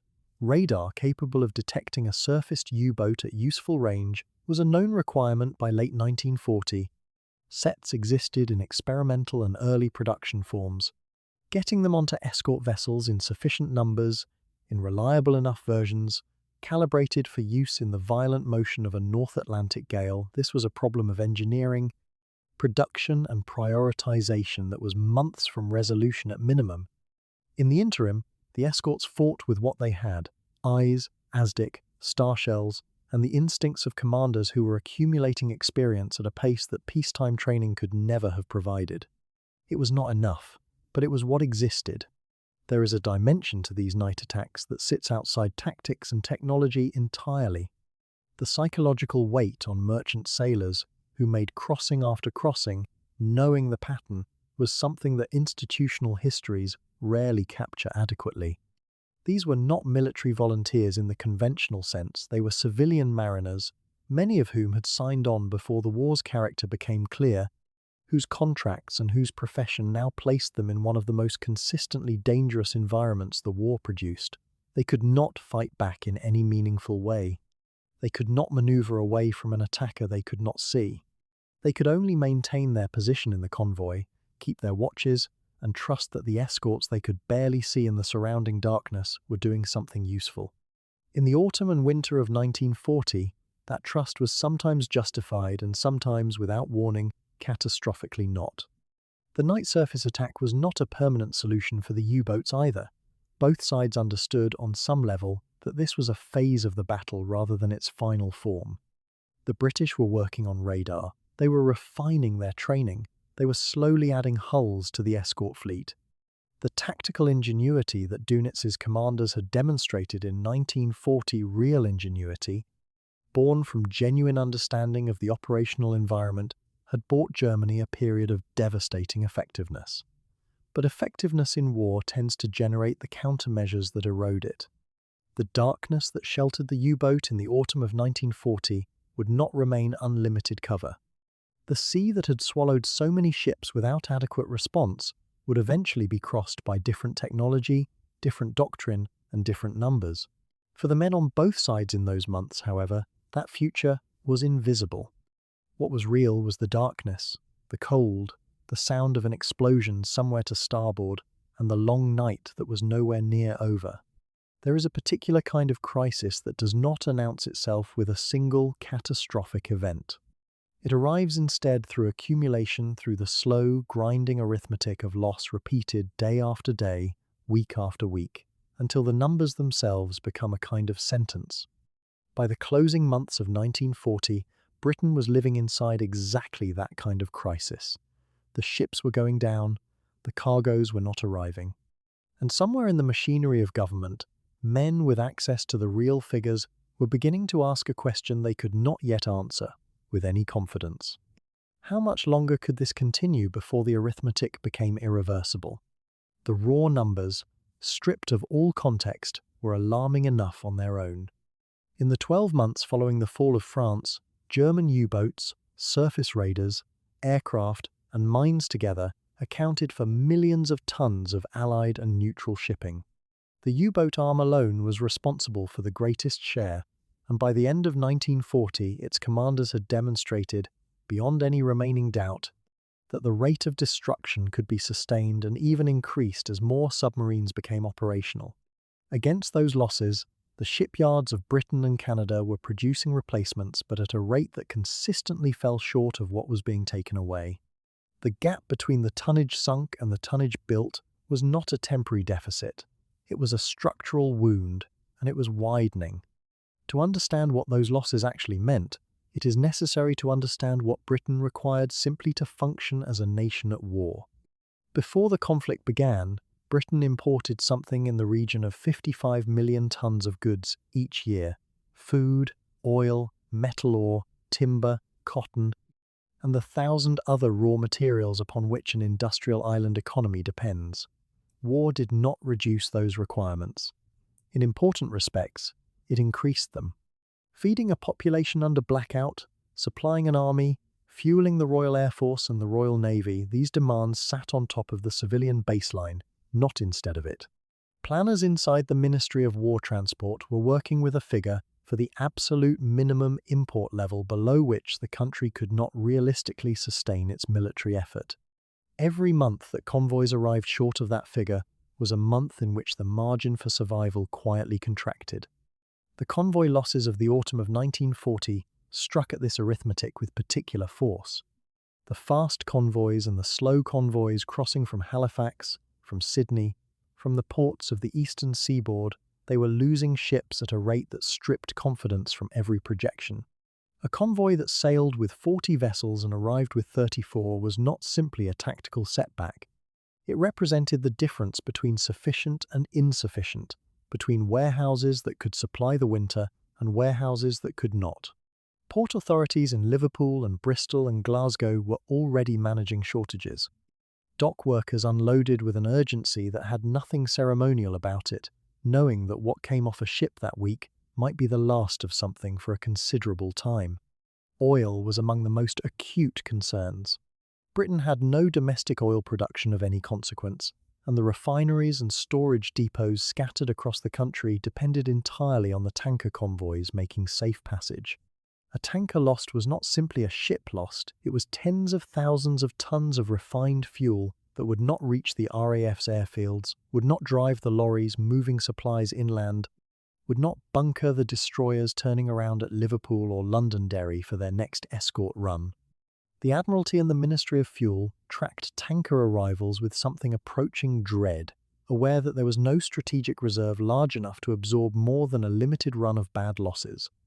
A sustained campaign specifically targeting tanker traffic had the potential to reduce British military operations within months. Food presented a different but equally serious dimension of the crisis. Rationing had been introduced in Britain in the early months of 1940, and it had already been tightened as the year progressed. The Ministry of Food was working with caloric models that were designed to maintain the physical capacity of the working population, particularly those engaged in heavy industrial labour. Every downward revision of the import forecast meant another calculation about where to cut, what to substitute, how far the population could be stretched before physical productivity genuinely declined. These were not abstract economic questions. They were questions about whether the men and women building aircraft in factories, filling shells in munitions plants, and loading ships at the docks could continue to work at the pace the war required. Churchill understood the gravity of what the figures were showing. His private correspondence during this period makes clear that he regarded the Battle of the Atlantic not as one theatre of the war among several, but as the single most dangerous challenge Britain faced. He had lived through the first U-boat campaign of the previous war and had some sense of how close that campaign had come to breaking Britain. What he was seeing now carried a similar weight, made worse by the fact that the geographical situation had shifted dramatically against Britain following the fall of France. The Atlantic approaches were longer and more exposed. The escort resources were still grossly inadequate. The enemy had proven, through the events of the summer and autumn, that it could find convoys, attack them, and do so with an economy of means that made every operational U-boat extraordinarily dangerous. The internal assessments produced by the Admiralty and shared with the War Cabinet did not use language designed to reassure. They described a situation in which the current rate of loss, if sustained, would reduce Britain's effective import capacity to a level that would compromise the ability to continue active military operations within a finite period. The specific timelines varied depending on what assumptions were built into the models. and there was honest disagreement among the analysts about how quickly shortages would translate into operational incapacity. But the direction of travel was not disputed. Britain needed the losses to fall, needed shipbuilding to accelerate, needed the Americans to move further and faster in their material support, and it needed all of these things to happen at a rate the strategic situation was not yet providing. The rationing and resource allocation decisions being taken in Whitehall through this period had a quiet desperation to them that rarely appeared in public statements. Import programs were revised downward and then revised downward again. Civilian consumption was squeezed to direct more of what arrived toward war production. The Ministry of Shipping prioritized cargo types on every inbound convoy, attempting to ensure that the most critical materials, the oil, the metal, the high-calorie food staples were always given available berths on the safest routes, while lower-priority goods were deferred or rerouted. These were the decisions of a country managing scarcity, not abundance. Every ton of iron ore that went down with a torpedoed freighter was a ton that would not become a tank or a warship or a bridge girder. The losses were not just human, they were industrial. The British shipbuilding industry was working under intense pressure to close the gap. Yards that had been running at peacetime rates were being pushed toward continuous shifts, their workers directed under emergency labour powers. New construction programs were being laid down and accelerated. But shipbuilding is not a fast process.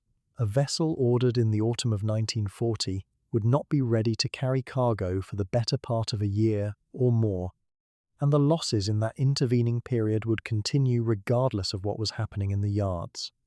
The Americans, whose shipbuilding capacity dwarfed anything Britain could achieve alone, were beginning to stir the Lend-Lease framework, not yet formally enacted but already taking shape in Roosevelt's thinking, held the promise of eventual relief at a scale the British yards could never match. But eventual was not now, and now was what Britain needed. The psychological dimension of the tonnage crisis is perhaps the hardest to quantify but among the most important to acknowledge.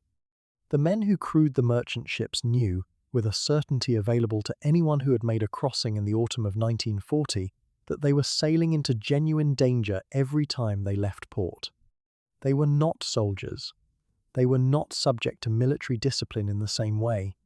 They volunteered for sea service and then continued to volunteer in the face of losses that would have been considered catastrophic in any military force. The women left on the docks of Liverpool and Glasgow and Halifax, watching their husbands and fathers and brothers disappear over the horizon toward an ocean they knew was killing ships. They were absorbing a weight of uncertainty that no government bulletin could honestly address.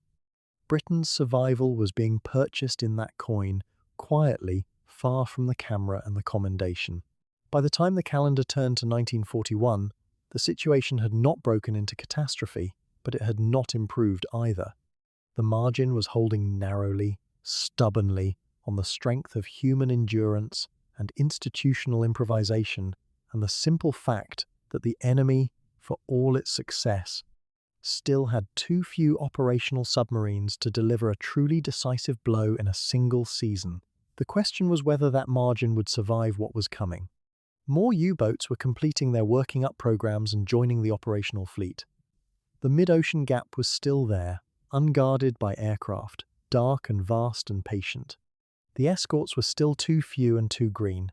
The imports were still falling short. The weight of loss was real, and it was cumulative, and it was asking a question of Britain that only time and the changing shape of the war could answer. The autumn of 1940 did not announce its turning points with fanfare. There were no dramatic reversals, no sudden shifts that silenced the alarms in Whitehall or dimmed the quiet confidence growing in the U-boat flotilla offices along the French coast. What was happening was slower, quieter, and in many ways more consequential for that very reason. Across the North Atlantic, on the bridges of battered corvettes, and in the operations rooms of naval commands on both sides of the ocean, men were learning. They were absorbing the brutal education that the first year of the campaign had delivered, drawing conclusions from disaster and beginning haltingly, imperfectly to apply them. The balance had not yet shifted, but the forces that would eventually shift it were beginning to gather weight. Begin with the escorts. The crews who had sailed in the opening months of the campaign had done so with training that was, in the most charitable assessment, incomplete. Anti-submarine warfare was a discipline that demanded practice, coordination, and a shared tactical language between ships, and in the desperate summer of 1940, none of those things had been adequately available. By late 1940, the first dedicated escort training programs were producing tangible results. Not transformation, the word would be far too strong, but genuine, measurable improvement. Crews who had once lost contact with a submerged U-boat within minutes were beginning to hold it longer. Commanders who had once responded to an attack with improvised, individual reactions were starting to work within shared procedures.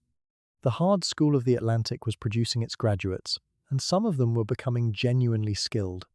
The depth charge remained the escort's primary offensive weapon, and it had spent most of 1940 demonstrating its own limitations. To sink a submarine with a depth charge required the attacking vessel to pass over the U-boat, drop the charges, and then endure the agonizing seconds while the ship moved away from the explosion during which the target could maneuver. The acoustic signature of the attacking vessel's own propellers drowned out the ASDIC contact at the critical final moment, a problem that plagued every attack regardless of crew quality. Commanders and engineers were already working on improvements, among them the first tentative thinking about weapons that could throw charges ahead of the ship rather than dropping them astern. Those solutions were still in development, but the attack drills themselves were sharper, the pattern setting more deliberate, and the post-attack assessments more systematic. Individual crews were analysing their own failures and adjusting, which in the absence of better equipment was the only improvement available. Something else was changing in how the escorts operated together. In the earliest convoy battles, the ships assigned to protect a convoy had often functioned less as a coordinated group than as a collection of individual vessels responding independently to whatever emergency had just appeared. Communication was poor, roles were undefined, and the senior escort commander, frequently in a vessel with no better communications equipment than any other ship in the group, could exercise only the most general direction over his charges. By late 1940, some of the more experienced escort commanders were beginning to impose genuine group discipline.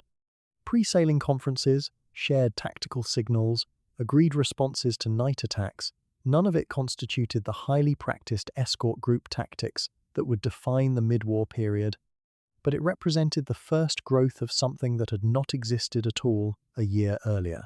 A vocabulary of coordination was forming, and that vocabulary would eventually become fluent. Across the ocean, the Royal Canadian Navy was undergoing its own painful and rapid maturation. Canada had entered the war with a navy that could most kindly be described as the foundation of something rather than the thing itself. It had expanded at a pace that generated enormous organizational strain and placed undertrained crews in underprepared ships on the most demanding waters in the world. The losses and near disasters of the early Canadian escort operations had not been wasted, at least not entirely. Officers who had learned what not to do in the waters south of Newfoundland were now in positions to train the next wave of men before those men were exposed to the same costly curriculum. The base at Street, Johns was growing in capability as well as in size, its support facilities becoming incrementally more capable of turning around ships that arrived battered and exhausted from a crossing. Canada's contribution was still constrained by all the limitations of a force in rapid formation, but the trajectory was upward. Further west, a different and more politically intricate development was underway. The United States was a neutral power officially, entirely, in every public statement its government made. But neutrality in 1940 had taken on an unusually elastic character. Since the passage of the Neutrality Patrol the previous year, American naval vessels had been operating in the Western Atlantic, and by the latter months of 1940, that presence had developed an increasingly operational character. American ships were tracking Axis vessels. American aircraft were conducting maritime patrols. Information was flowing sometimes through formal channels, sometimes through channels that required careful diplomatic description toward British naval authorities. The precise boundaries of what constituted neutral behavior were being tested, stretched, and quietly renegotiated. not through any formal agreement, but through a steady accumulation of pragmatic decisions made by officers and officials who understood what was at stake. The political architecture underpinning this was delicate.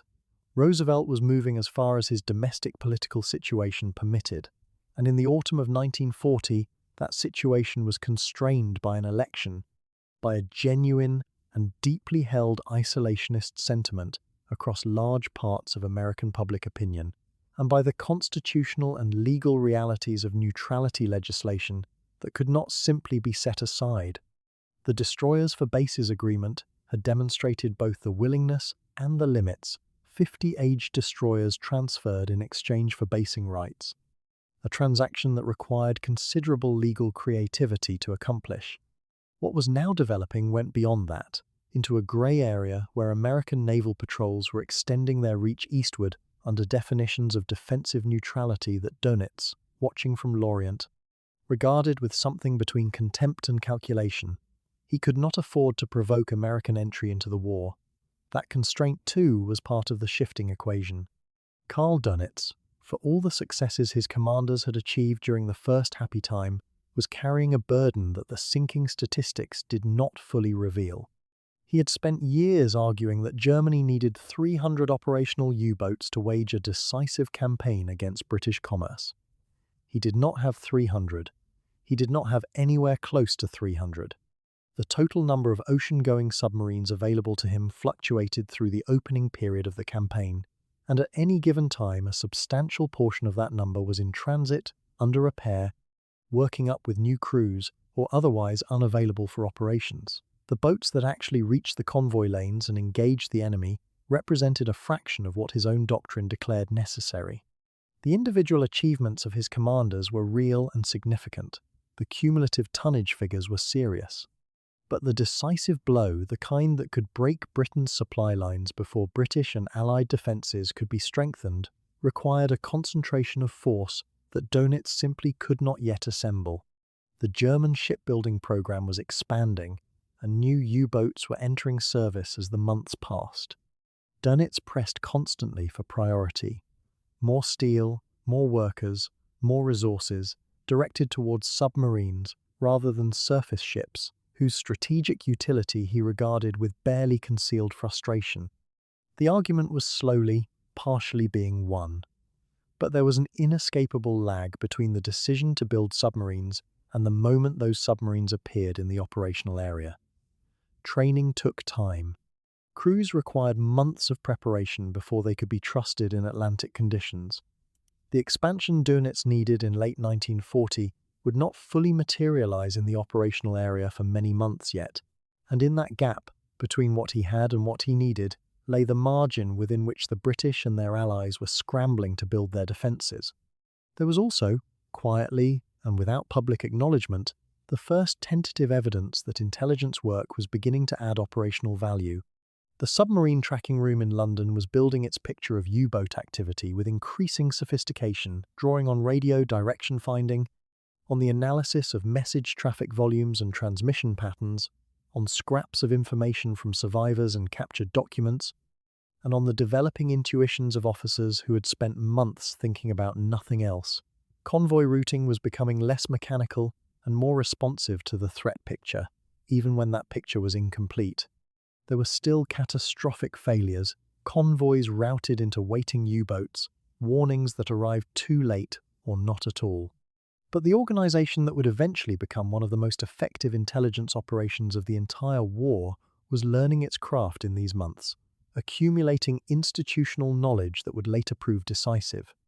None of this was visible to the merchant sailors loading cargo in Halifax or the corvette crew painting their hull numbers on some Scottish quayside. The turning of the tide, to the extent that a turning could even be said to be underway, announced itself in staff tables and training reports and route charts, not in the direct experience of the men at sea. Those men were still cold, still afraid, still watching the horizon for the track of a torpedo or the shape of a periscope. The losses were still climbing. The gap in the mid-Atlantic was still dark and ungoverned. The Focke-Wulf patrols were still finding convoys and calling down the boats. The balance had not shifted. Only the possibility of its shifting had begun, in quiet and scattered ways, to gather form. What 1940 had established, when it was honestly assessed on both sides, was that the Atlantic campaign was not going to be decided quickly. Germany had not achieved the decisive disruption its naval strategists had hoped for in the campaign's early phase, despite losses that would once have seemed unimaginable. Britain had not solved its escort problem, its air gap, its tonnage crisis, or its intelligence limitations. Both sides had learned, and both sides had more learning still ahead of them. The war on the ocean was hardening into something long, grinding, and existential. A war of systems against systems, of attrition measured in steel and trained men, and industrial output and time. The escorts were getting better, the U-boat fleet was getting larger, and somewhere in the distance, in directions not yet fully clear to anyone on either side, the shape of the next phase of the battle was already forming. By the time the last weeks of 1940 gave way to the first grey mornings of 1941, the North Atlantic had already claimed more ships, more cargo, and more lives than most people ashore were permitted to know. The war at sea was not a war of clean front lines or announced offensives. It was a war of absences of vessels that sailed out and simply did not come back, of gaps in convoy columns that no one publicly named, of telegram boys arriving at doors in Liverpool and Halifax and Hamburg. The full picture, in tonnage and in human cost, was withheld from the public in both Britain and Germany, partly for morale, partly because the governments themselves were still struggling to calculate what it all meant. But in the quiet rooms where those calculations were being made in the submarine tracking room, in the Admiralty's planning divisions, in the operations staff surrounding Karl Dönitz, the arithmetic was merciless, and it pointed in one direction only. The balance had not yet broken, but it had tilted, and everyone who was paying attention could feel it. Britain had entered 1940 already stretched. It had closed the year stretched further still, and the geometry of the problem had fundamentally changed underneath it. The fall of France had not merely removed an ally, it had repositioned the entire battlefield. U-boats were now sailing from the Bay of Biscay, their operational range extended by hundreds of sea miles, their time on station lengthened, their crews arriving at the hunting grounds less exhausted. The mid-ocean gap, that vast stretch of open water beyond the reach of land-based aircraft on either side, had grown wider in effective terms, because the western edge of German reach had been extended. Convoys that had once entered relatively safer waters after some days at sea now found themselves shadowed further, longer, and with less protection. The map had changed, and Britain's naval dispositions, already inadequate, had not kept pace with what the map now demanded. What had been lost in tonnage across 1940 was more than a number.